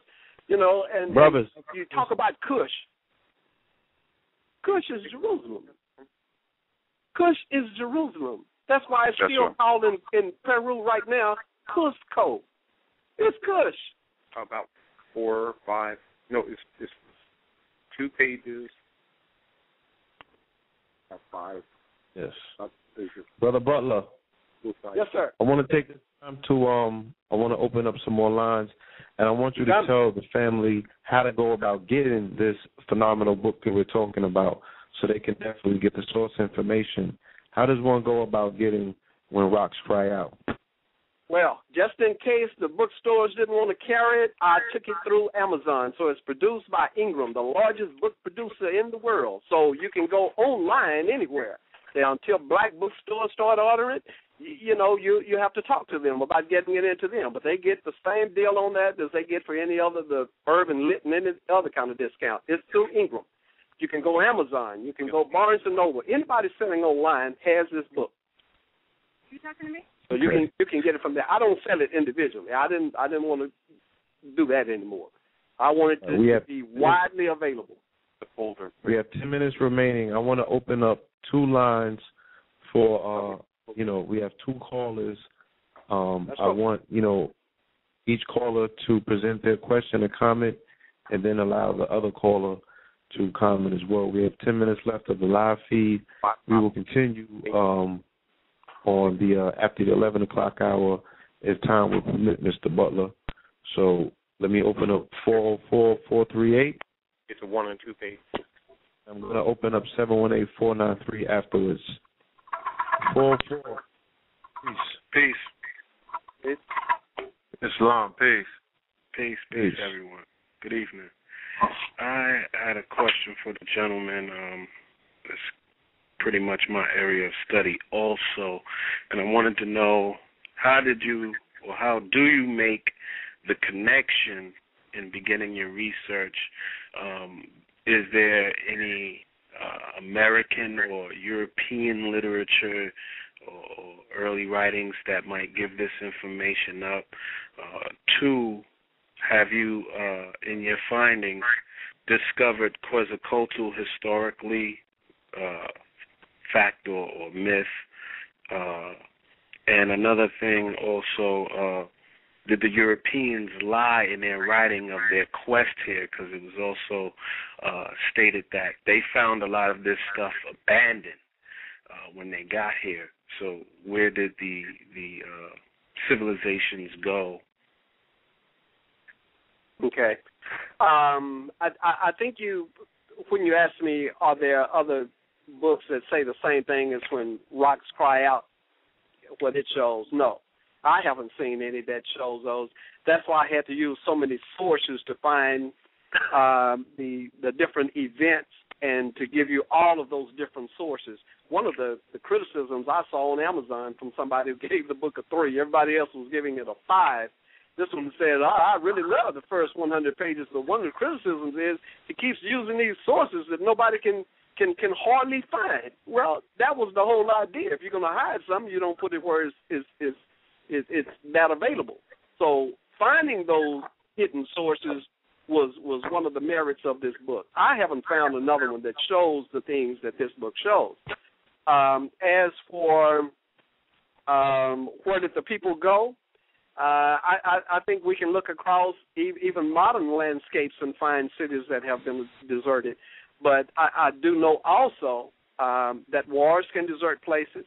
And when they went into Peru in 1500s to take Jerusalem there, that the Incas, the brothers called Incas, that some of us call Mandinkas or Mandi-Incas, when they left, they skied out because they had heard of the defeat in Mexico of that powerful set of armies there, and now they were coming into Peru, and those brothers left.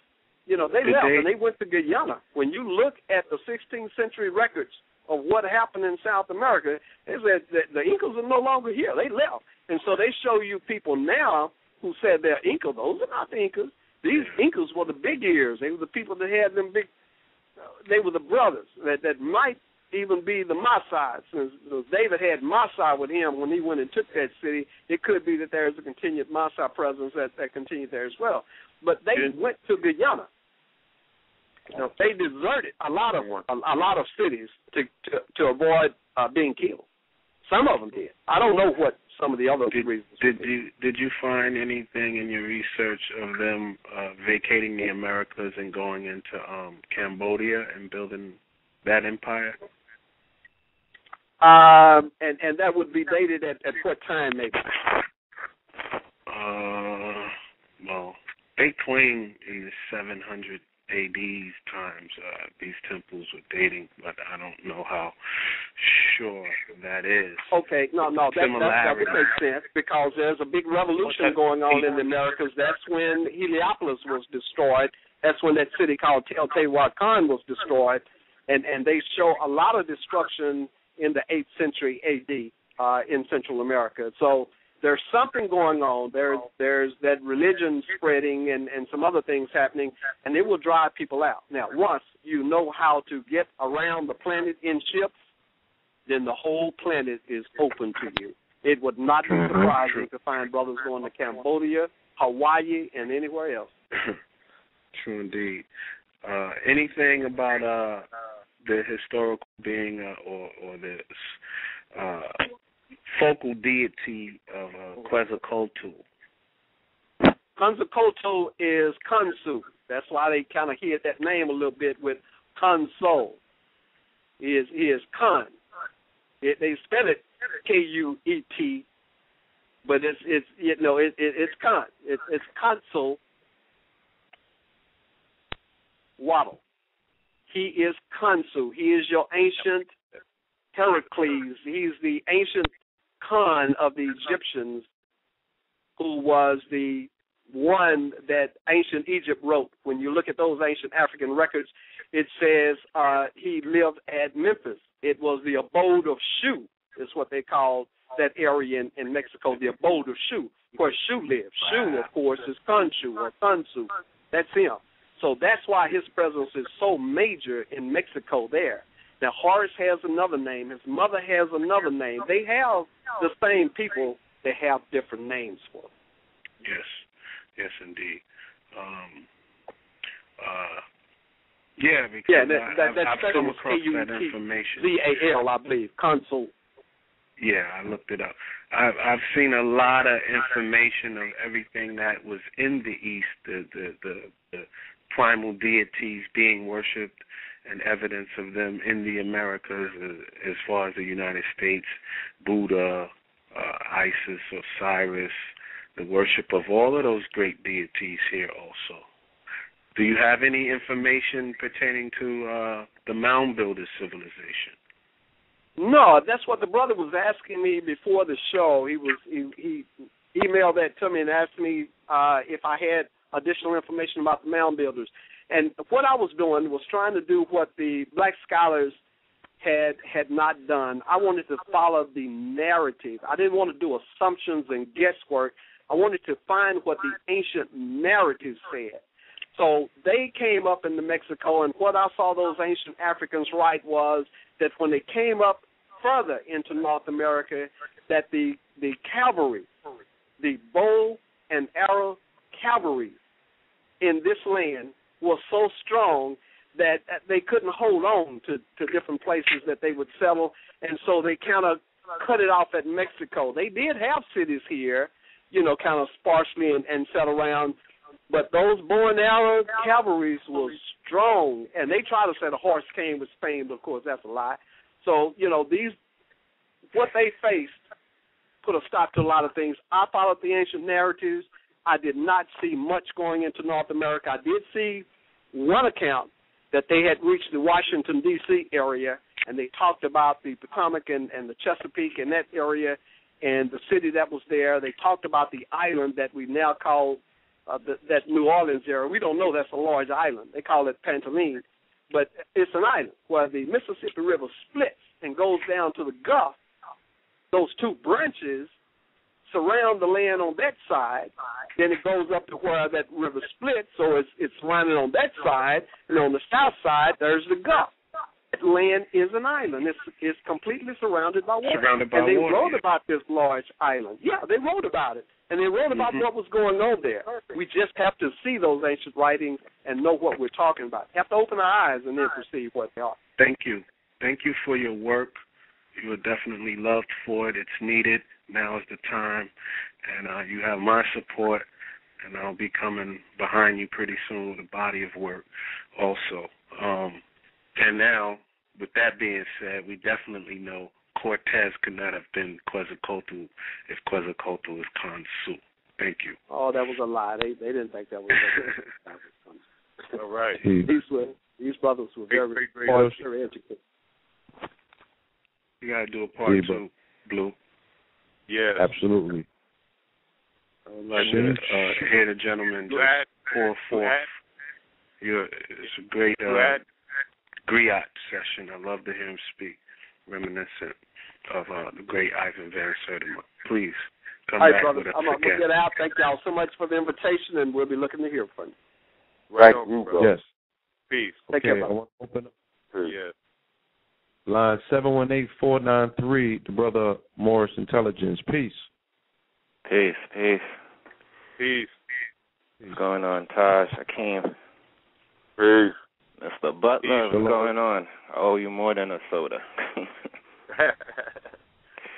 Peace, brother. What's going on?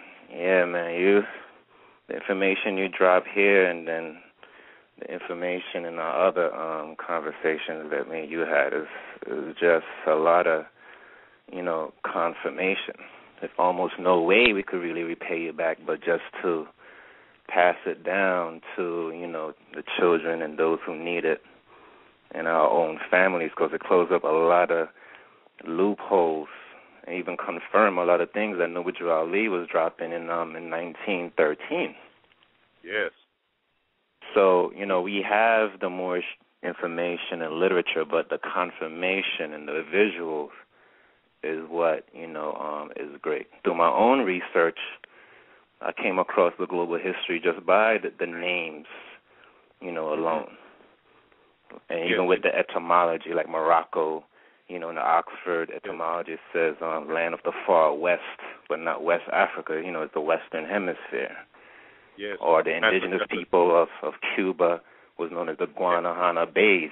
So, all this confirmation really will be solidified if we really just start to, piece it together. There was a few brothers that came afterwards, like C.M. Bay. He mentioned how Mexa means temple of the sun and moon, which is basically what the sun and moon temple pyramids are in South America. So, exactly. It's just the whole idea of we really just need to piece it together, understand that we're in a recent reconstruction period. Yes, we need to do that, and that's why Drew Ali said for us not to get rid of our Bibles, because he's going to use it to reveal the real history and condemn the misrepresentation done by these people in this nation in this day. And that's why Adab had to use the book to show who the Moabites were. Exactly. And this is why we've mentioned in the Adabs, amongst the Adabs, that always get a Septuagint when you're studying the Bible. The Septuagint is the first so-called Greek translation because it still has a lot of keys in it. And why preachers don't tell the people in the church about the Septuagint. Indeed. Yes. All right. So I just wanted to say, tell the brother thank you. That's all. You guys go. Right on, brother. Thank you, too. Thanks, brother. Peace. All right, peace. Before we go to the next caller, I want to ask Mr. Butler, in his studies, what was he able to retrieve about the history of the hero twins by way of the Papoval?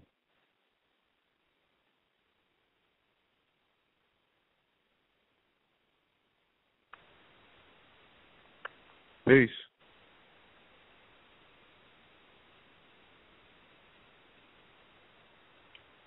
What number was the brother calling from? He was calling from a 972 number, I believe. Yeah, he's. I don't see him in the call queue. Oh, indeed. Well, another piece that would be well to research, where a lot of this history is hidden and codified, is in the DAR. That's the Daughters of the American Revolution, which is matriarchy, which is actually a patriarchal organization, and that organization produces the manuals for citizenship that's used to measure anybody that come in the Western Hemisphere. And of course, it got Dolly Madison's clues in one of the rooms there, and she all her clothes, and every time she dressed, she would wear a Moorish turban. Right there in Washington, D.C. Indeed. So while we at it, it was said that I'm sorry. It was said in some of the studying that I did, but that the descendants of the concubines were actually, the daughters of the American Revolution were claiming descendancy and bloodline to the actual women that came out of the harems. Yes, they do. That's why they only allow just those special ones. And as a matter of fact, the tradition has been that none of the Asiatics could speak in their halls, etc. Although they may have worked as cooks or whatever or not, they would not allow them to expose or speak in their form. That has been a tradition. Okay. Wow. Yep. So, and then you also understand when they took the potentess Mataoka, John Rolfe, etc. And when they took her to Gravesend and threw her overboard, and then they came back and set up their aristocracy in Virginia. Of course, then they rewrote history and called the potentess Mataoka Pocahontas. Pocahontas, exactly. This is where they get the name or the word potentate that they use in Masonry and in the secret societies. And also with John Adams, Benjamin Franklin, and Thomas Jefferson, with their titles, minister's plenipotentiary, which is used when they were setting up this government during the Treaty of Peace and Friendship between Morocco in the capitulation with the establishment of the United States, and when they brought them into government, and of course dealing with the Republic, and also why they hide the history where the praetors or presidents prior to George Washington, going back even to the Arthur St. Clair administration, 2 administrations before, and then back to John Hanson and the Moorish seal, or what is known as the Great Seal, which is used even to the day, but no president speaks under it. Right. Of course, it's the pyramid. And that'll be the pyramid. Yes, sir. With the eye. Pay for this one. Wow. Okay. I want to inform the family it's 11:07.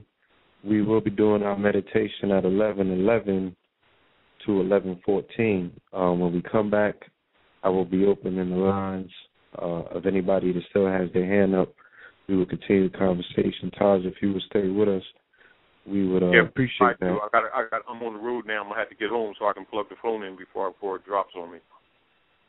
Indeed. So we want to say thank you for the time spent, for the wisdom shared, and as I spoke to Mr. Butler before we got on the conversation, I said, the desire of this particular endeavor is for him to walk away, knowing something, having had learned something, as well as having had taught something that would be useful. And so that's what we do. That's the real meanings of that we need to do, because every son is given a piece of the keys, and the foundation of the unity is that the sons come together and bind those keys together. The same principle of HORACE, which is symbolized on the nationality card when Noble Drawley puts the 5 prophets on the nationality card in harmony with HORACE and the so-called the chopping up of HORACE and spreading them around the world. It is the bringing together back to the light that brings the light and makes it potent, which is really what's taking place now. Indeed. Definitely. So, yes. I want to say thank you. Peace, brother. 5 copies of 2. Yes. Peace. Peace. Yes. It's 11:08. You want me to open another call?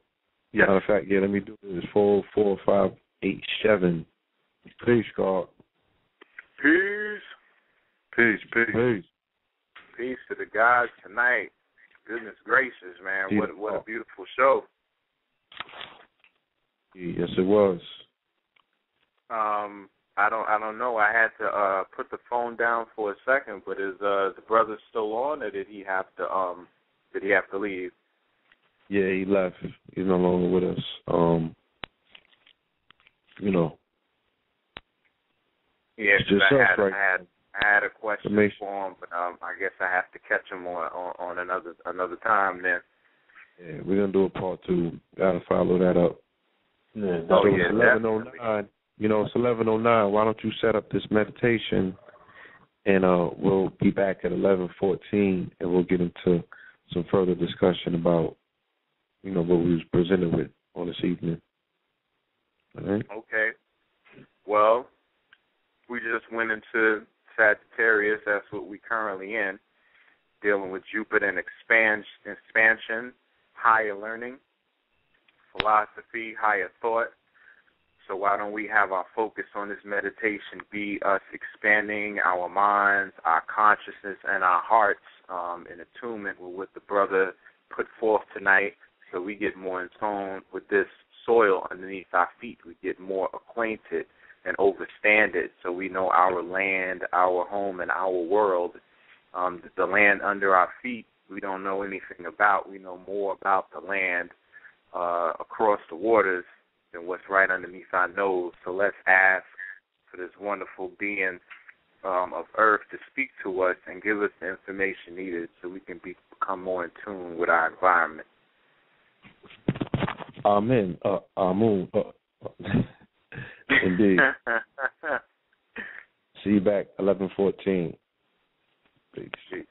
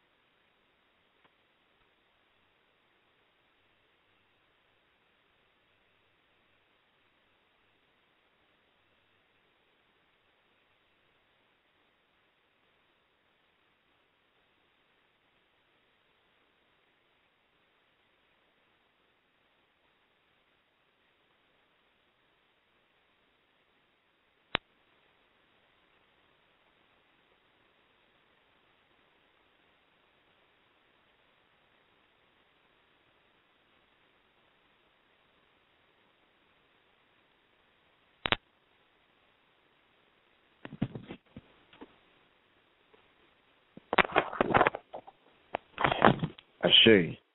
Amin. Shalom. Peace. Peace. Lord. Big. Peace. This land is our land. This land is more land. Yes. Land is your land. From this that's crazy that you said that too, because that saying came to me right before the meditation. Yeah, I wanna make a correction and put this on record because the brother does a beautiful job of unearthing our ancestry with this information. And it's time that we honor our ancestors by at least getting the quote-unquote names right, because a lot of energy is within the pronunciation of those particular appellations that were ascribed to our ancestry. You know what I'm saying? Yep. Like Tut, they got Tut names screwed up. You know what I'm saying? Akhenaten, they got Akhenaten names screwed up. You can never get into the actual resonance of it. You know what I mean?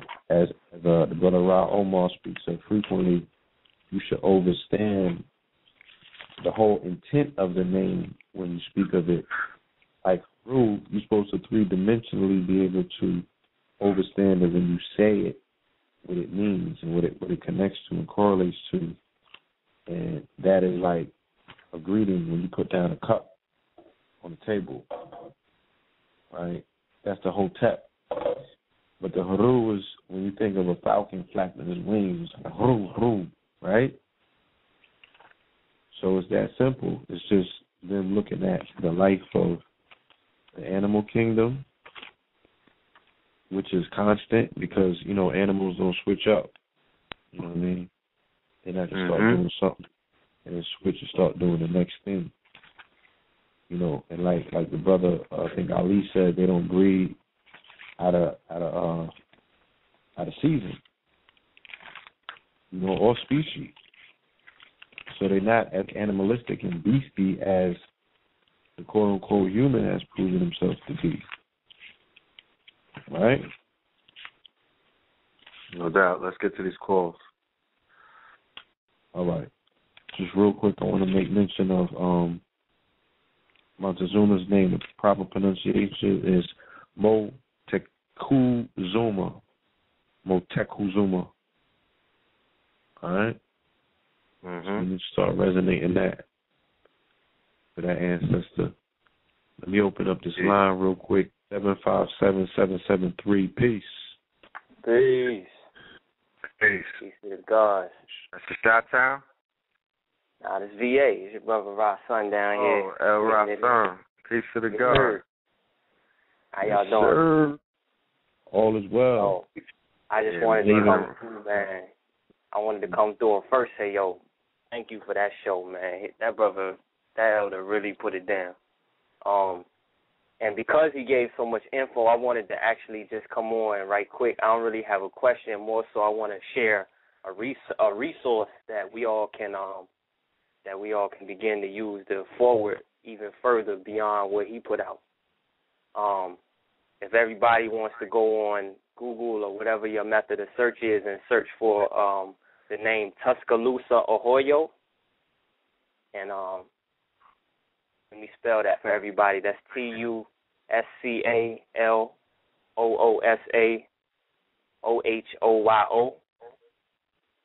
And that sister O-I-O. It's TUSCALOOSAOHOYO. Tuscaloosa, Ohio. And that sister's been emailing me information like over maybe the last couple of months. Just some of the stuff, I mean, everything from, you know, actual records of, you know, different people that came over here, you know, under the authority of the Pope, of course, looking for so-called Saracens, right?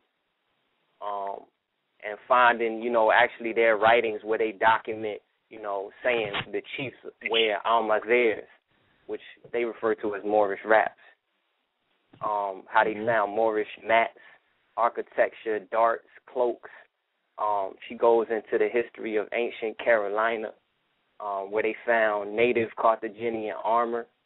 She goes into the Barbary treaties and how that ties in together. She goes into the Almoravid dynasty. She goes into Queen Wetamore of Rhode Island. She goes into how that's connected with Morocco. I mean, she just has so much information out there that ties in with what the brother put out. I wanted to share that resource with everybody. It's too much for me to just read by myself. Indeed. Definitely want to say, give thanks to the young elder. You know what I mean? I know that you're going to be taking some of this content and alchemically transferring it into bars, gold bars, that is. You know what I mean? You already know. I'm in the studio tomorrow night, so I'm going to actually, you know what I mean? I'm going to download this joint in the morning and put it on repeat. I'm saying, chop up some excerpts and all that in the stew and the song or what have you. You know, major things on the way. You know what I'm saying? Shout out to that project that you have in your works, the Assassin Creed, as the brother Cheyenne the Liberator spoke on his show the other night when he was speaking about that particular game in particular. If anybody wants to tap into the hidden aspect of the history of bloodlines, Moorish bloodlines, is being discussed at length in those particular game series, Assassin's Creed. Listen, that joint is the whole story of the joint is based on the 72 names as written in the Kabbalah. I'll just say that. And they say it expressly, like it's not hidden. They say expressly, yo, this is the 72 names. This goes back to the Colosseum, which was encoded with this information started construction in the year 72. You know what I mean? And then they actually start showing the pyramids. They show the eye. They build on masonry. They build on everything by name. Right. Yeah, I'm going to have to, check some of them joints out. I have to play a game or two. Definitely. Hey, brother, I want to say thanks. Hopefully we see you up here Sunday. We want to remind the family, Sunday, Brooklyn, New York, starting at the very convenient hour of high noon. We're talking about Haru, starting at high noon on Sunday at CPAC, which is in Flatbush/Canarsie, Brooklyn.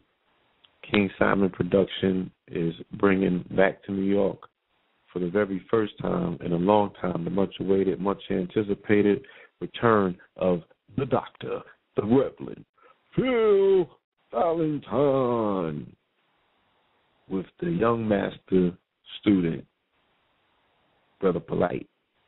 So you want to check that, www.1000streams.com.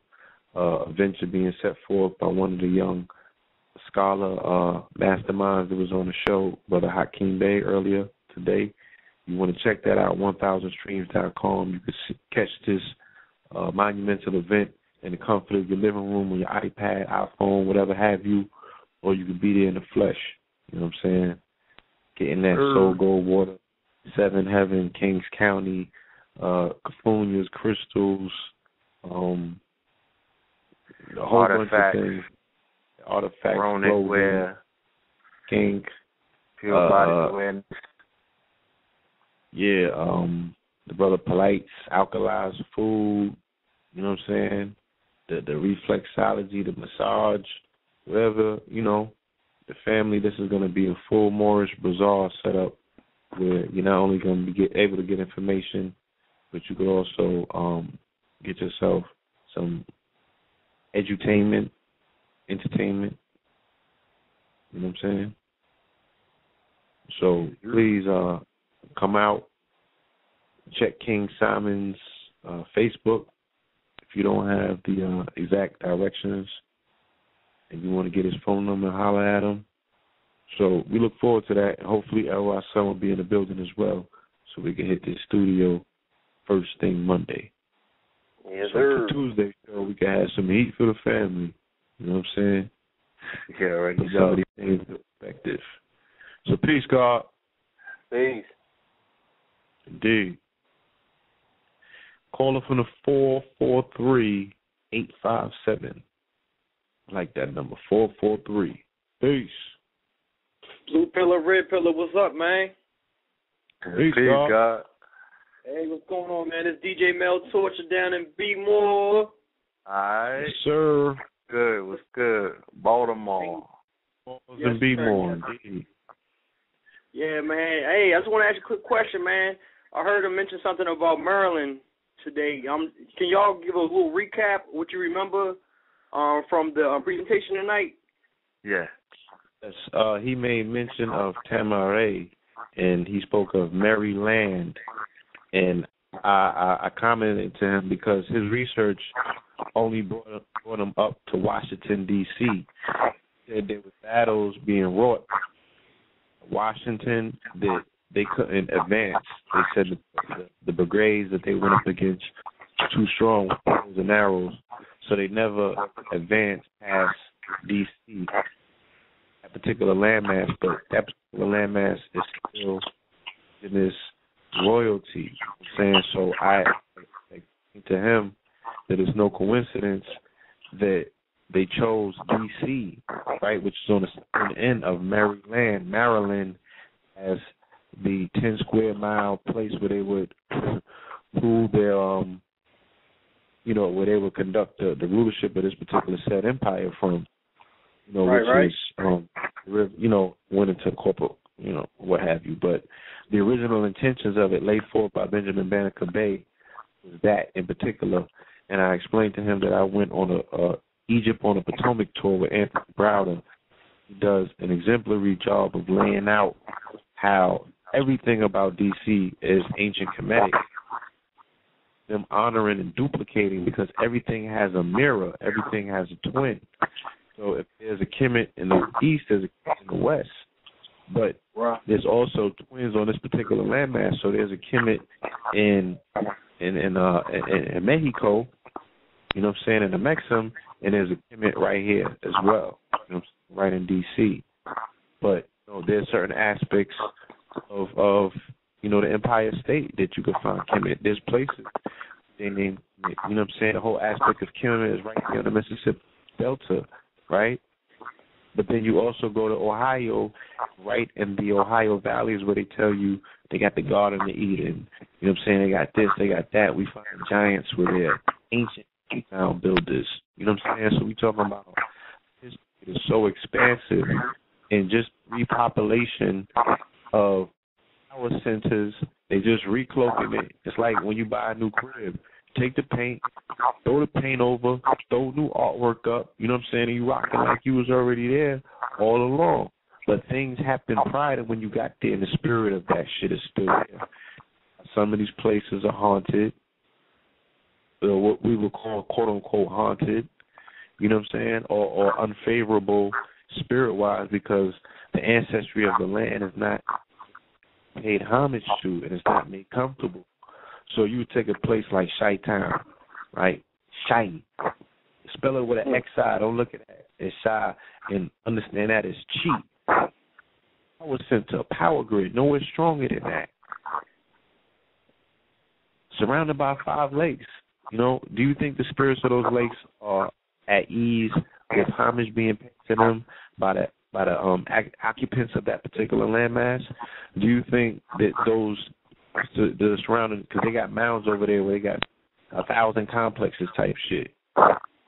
So all of those spirits of that particular land are not at ease, and those are lands more so that you will find, off the chain, they're off the grid, right? Off the meter is what they call it. Right. Sound like the ancestors. Think about D.C. Think about Southeast. Very far. Right. So he's talking about the southern aspect of Kemet. Even when we always go all the way down to Kemet, the southernmost part is what? Kush. Mm-hmm. What is on everybody's mind? Our youth. Kush. Wow. You know what I'm saying? Hey, here's a question, man. I heard of you ever heard of a city called Americus, Georgia? I haven't. Yeah, I thought about that. I was like, the Kush and the Americush. I was trying to see if there's any kind of connection, whatever. Oh, of course, yes. It's actually, you said Kush, Americush? It's a city in Georgia called Americus, Georgia. Well, the brother, Georgia? Yeah, the brother Taj was talking about the exotic map. He published a book, and it has in the back of the book what you would call the exotic map of America, showing that throughout all of the Americas, all of these ancient antiquity cities, Rome, Athens, you name it, Beirut, Morocco, Algeria, it's all in the Americas. It's all in this exotic map. You know what I'm saying? So, that's something that you could begin to study. You know, like Athens is in Georgia, Rome is in Georgia. They got Romulus in Detroit. You know what I mean? And all of these, they got all of these different cities named after what we read in these in these Bibles, New and Old Testament, and all of these ancient writings, and we automatically think that they're talking somewhere across seas, when we might not be realizing that they're talking about land and locations that are right here. Right. Got you. So like everything flip flop. Exactly. Hey, and I didn't get a chance. You know, the brother, a very pertinent question. I do want to apologize to the family that sent in questions. I had over 20-something questions, and I didn't get a chance to go into a lot of them, so I do apologize to the family. I'm going to work on either getting a written response from him or a video response. We're going to be doing something more lengthy with him other than this. This is just the primer, you know what I'm saying? This is you put the primer paint on the wall before you even put the official paint on. So this is just the primer paint, you know what I'm saying? We'll be doing something more pronounced with the brother. But, one of the questions that I wanted to ask was, at what point does Masonic mythology, occultism, and esotericism erase, right, or blur the line between historical fact? Because you have a lot of people that have vehemently said that none of those characters from the Bible were actual characters in history. Now, we definitely see why they couldn't find evidence or proof of them. So, at what point are we going to revisit what easily is the battery in the back of, let's say, 85% of our people, if you want to be, puritanical with it? I know niggas that don't go to church and all that, they so programmed still by the societal aspect of the structure that you live under. It's like saying, I don't smoke cigarettes, but you live in New York City, so by proxy you smoke cigarettes. So you can say that you're not Christian, but by proxy you live in New York, which is Judaic, under ecclesiastic law. This whole construct is under ecclesiastic law. So if you can't find yourself in that particular story or paradigm, if you don't know the Kabbalah is ancient, quote-unquote, African, if you're not understanding that, the ancient aspects of Christianity come from, quote-unquote, African stories, we do a lot to talk about the Christian domination of the church. And we know with, the Council of Nicaea and everything did. But at what point do we give credence to the aspects of it that are still part of our ancient story? And are we even concerned with rewriting it if this is the program, right, that is entrenched in the motherboard of our entire nation, especially our mothers who are the head of our nations? So I'm talking about some Jehovah's Witness came to the crib the other day, and you would think that they was the police. I mean, like, they'll pounding it, and they won't go away. And they came back, and they was vehement with theirs, like, Jesus are looking for you. Like, I got his direct number. You know what I'm saying? I said I could get him on the three-way. He got some shit he needs to tell you. They was like, we'll see you later. But they go hard. You know what I'm saying? So encoding is already in the hearts and the minds of the people. At what point do you say, all right, well, they need to get this information. We need to be dropping boxes of When Rocks Cry Out off at church steps, you know what I'm saying, or buying it and put it in stocking stuffers for people that we actually know is that steeped in the church. They need this information to reverse their understanding if, in fact, they're not going to put down the Bible. The rest of the people we could communicate with other instruments such as the Circle 7, which has aspects of the Aquarian Gospel. You know what I'm saying? And then the best teacher and demonstrator of all is that demonstration. Then you could just start demonstrating, and people could see you guarding. I say do it now, brothers. Stop playing movement. Indeed. Give thanks. Hey, so brothers, I wanna catch the next line before the queue shuts down. We still have the queue up or what have you. You know what I'm saying? Even Blog Talk is. We still got to get to you too with that music. So we definitely about to link up and do some big things with you. Got you. I already got something for you to send up. Say that again. Hey, I did. I got some mixes from that last More Fire. Oh, word? Yeah. No doubt. Please send that. Yeah. A lot of gems on that. You might want to do that with the fine tool, with the fine comb. What they call the fine tooth comb? Right. It's a lot of gems on that show. You know what I'm saying? Right. Shout out to L.Y. Son, KT the Arc Degree, and LQ, and everyone else that came through and blessed that monumental show. So we want to say thank you. Okay. O'Shea to the answers, brother. Islam. All right. Make sure that you pass this information around. Share the link. You know what I'm saying? Free somebody's mind. And I want to open this line. 706. Call us from the 706. You and I rocking with the best. Peace. Islam, Morris. Islam. Yeah, this is this is Lord Abba. And I was listening to the brother Horace Butler. I actually have his book. I've actually dissected this piece. It's a very good read. And it's definitely a good research piece in comparison to what Noble Drew Ali was speaking about, dealing with our heritage on this land. Now, there's something that I want to bring to everybody's attention that's still listening, and it's called 77-degree guard longitude, 77-degree west. Is anybody on the line familiar with that? No, bro. I haven't heard of that. All right. Well, 77-degree west, Elizabeth I sent the missionaries over here.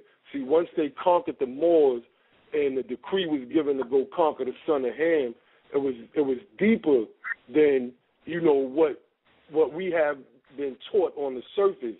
But it was a specific longitude, a specific ley line that they was trying to lay hold to. And that's why Columbus was sent over here. They didn't come over here guns blazing. They came over here under control because you got to remember that Moors control this, this part of the land, particularly dealing with the North Americas. And that's why Columbus had the Pinzon brothers, if I'm saying that right, on his ship. And they were descendants, they were family to the Sultan of the Marinid dynasty at that time. So when you got to look into the 77-degree west longitude, because that tells it all, dealing with Washington, D.C. If you look at Washington, D.C. right now, they have a hill called Meridian Hill. If you go to the 1500s to like 1580s, you'll see that the Spanish settled in Peru. If you go through Google Maps and you run down the 77-degree longitude, you'll see that Peru runs across this longitude. When Columbus came over, they had already kind of sort of laid claim to it. And then you get into the whole Protestant and Catholic war that was going on. Like, this is a major missing factor. When you look at the Moorish Quran and you see the circle 7 on it, you understand, and this is from my understanding, of course, but you start to understand what that 7 actually means and why the prophet said, I'm going to leave them here just long enough to teach you how to run a government. So make sure y'all look up 77-degree longitude. Washington, D.C. sits right on the 77-degree longitude. It is a PowerPoint. It is a ley line. They sent John D. He was a magician, a wizard for Queen Elizabeth I. His nickname was 007. Like, this. I mean, I ain't gonna stay on long because this is like a whole 2-hour show. I'm gonna send you the link on Facebook, and I want you to go through it. And, at any time we could chop it up because this is all I do. I actually went to Meridian Hill. You know what I'm saying? And partook in that whole layout. I seen how they lined the Capitol up with it and everything. We got pictures of it. That's right. That's right. Check it out. It's, 77-degree longitude is called God's longitude. They actually hired a Moor named Naimat Allah. This was his name, straight 5% name. Naimat Allah, to draw up their calendar based on a 33-year system. Dealing with the Freemasonic degrees, and it also has something to do with certain constellations. Like, I mean, it's a deep science. I'm sending a link to you right now. So definitely all those laws. To co-sign what you're saying and put the capstone on it. Down Meridian Hill and down the Meridian runs 16th Street. 16th Street is known as the block of the House of Temples. Every particular quote-unquote religious organization in the world has a temple on the stretch of 16th Street, of course, 1 and 6 or 7. Okay? It runs directly into the obelisk, all right, which is 55 feet. Alongside 16th Street is where you find the Great Grand Lodge. Everything is divided into 33. You find the Mother Lodge. That's the Grand Masonic Lodge. That's the big to do. You know what I'm saying, on this particular landmass, and you find you find everything there. That's where, you know what I'm saying, the 32-degree lodge, and you find the 33-degree lodge. Everything is on 16th Street. All right? That's so what you're saying is right on point. They're utilizing that power of the sevens, and if you understand the aspect of 77, you understand that that's twin pillars as well. Peace.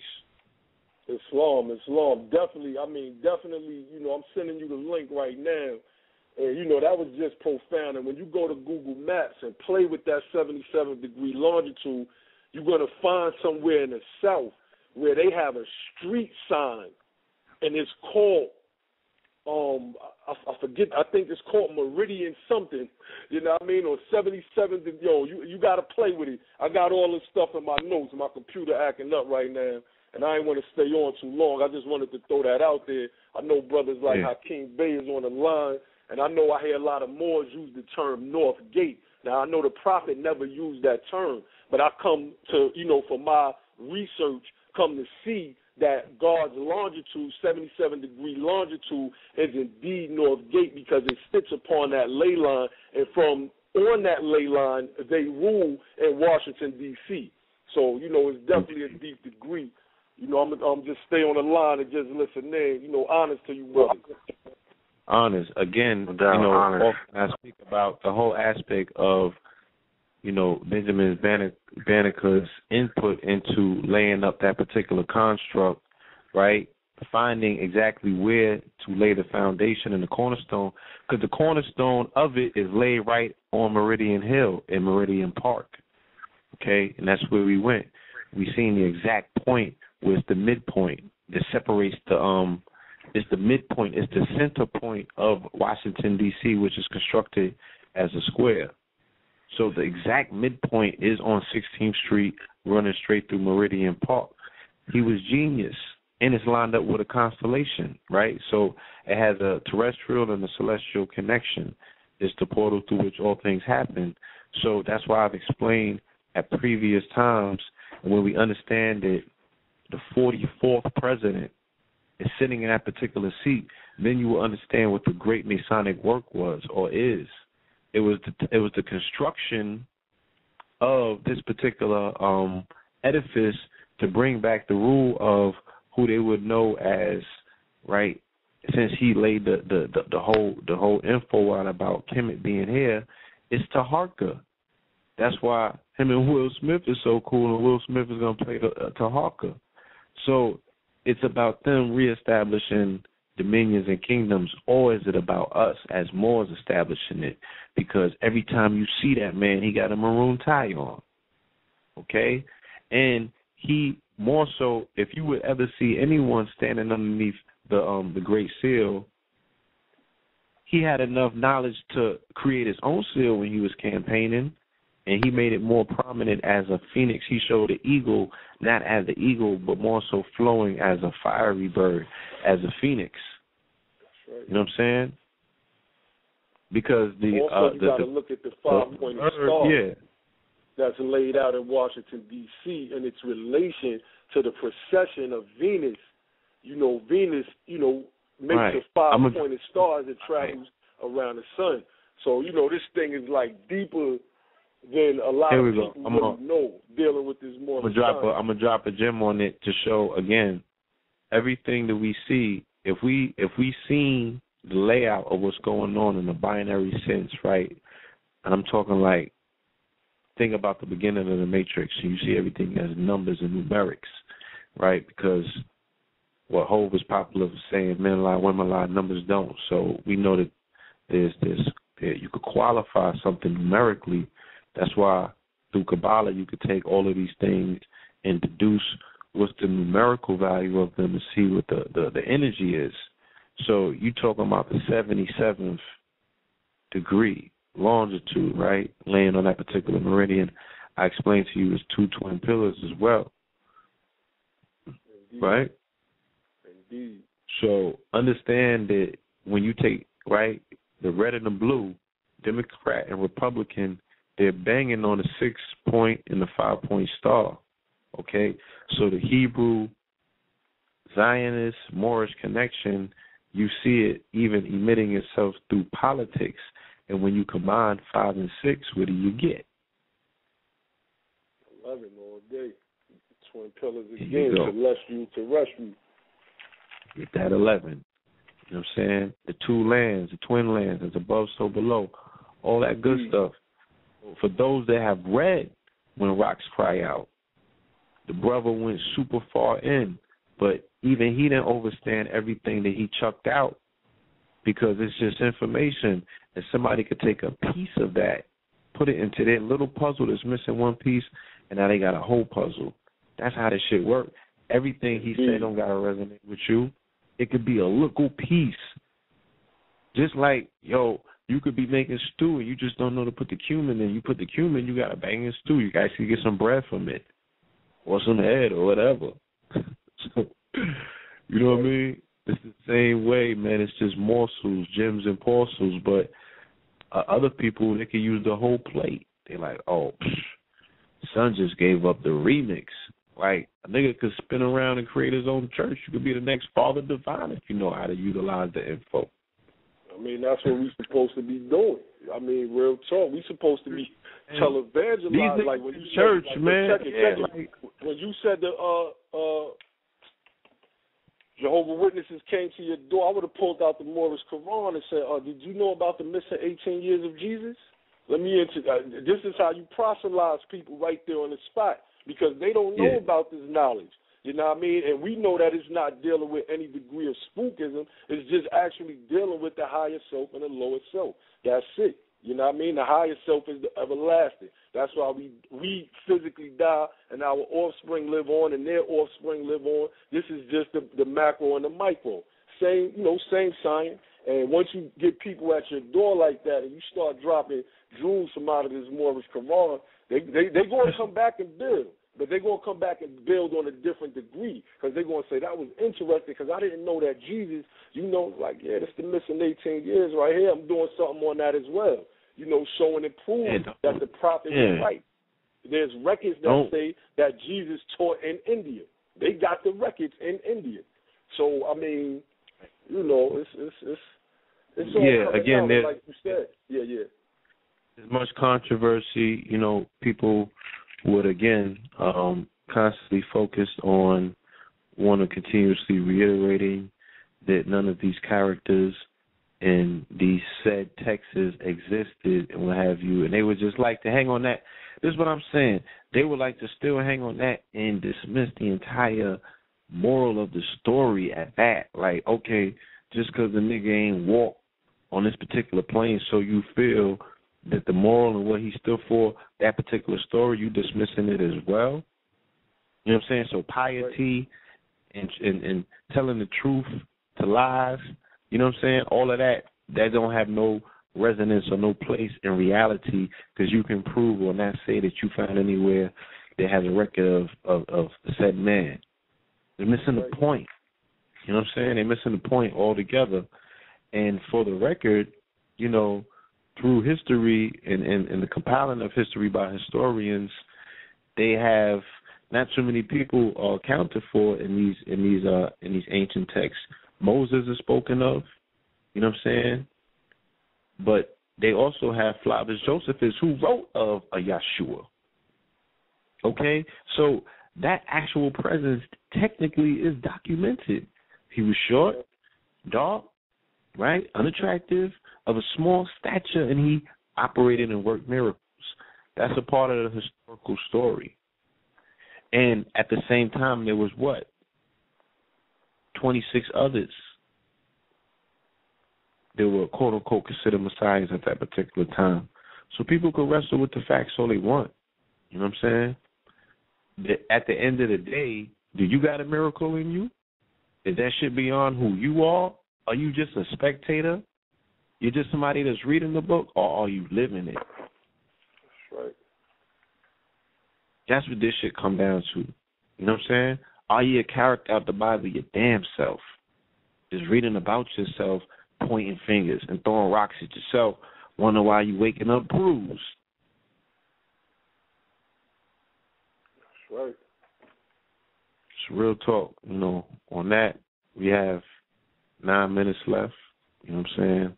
Hopefully we help to born a new reality in the minds and the hearts of the listeners tonight to say, do not throw that Bible out. You know what I'm saying? Do not throw that baby out with the bathwater. The masses of your people are in these churches. They're already halfway there. All you got to do is remix it. Okay? Change could come in 1 degree. It doesn't have to be 360. That's what's called a total revolution. But a change could just be 1 degree. Okay? You can use morsels of this information to go and teach your family the truth or bring them closer to it. And that will get the body politics of this planet closer to where she needs to be. And you would have done your job.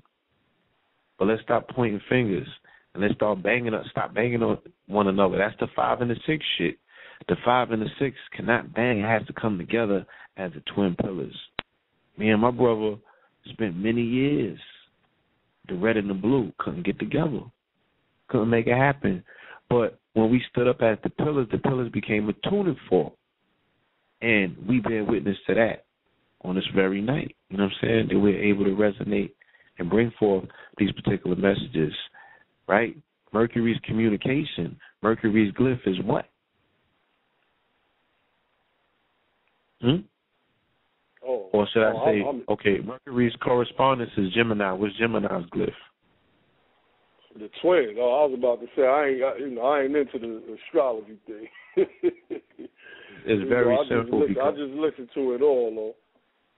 My thing is, if a baby can't get it, then it wasn't even meant for us. The children could get it. You know what I'm saying? We just got to take time to see it for what it is because it's all spelled out in pictorial. The Gemini is the twins. The twins is communications. If you take the twin, the shit is a tuning fork, or you put an arc on it, and it's a magnet. dealing with magnetism and communication. When you talk, people listen. That's it.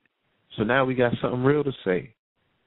And again, you know, we can only express that this is out of love and sincerity for the entire human family, that we might get the story correct and really, really move forward in this transitional time, because change must come. It must come. There's nothing you can do about that. You can't stop time and say, I ain't doing change today. Let's go backwards. No. You ain't going to push a fucking landslide and boulder upwards. You either get out the way, you know what I'm saying, or you get on board and take the trip.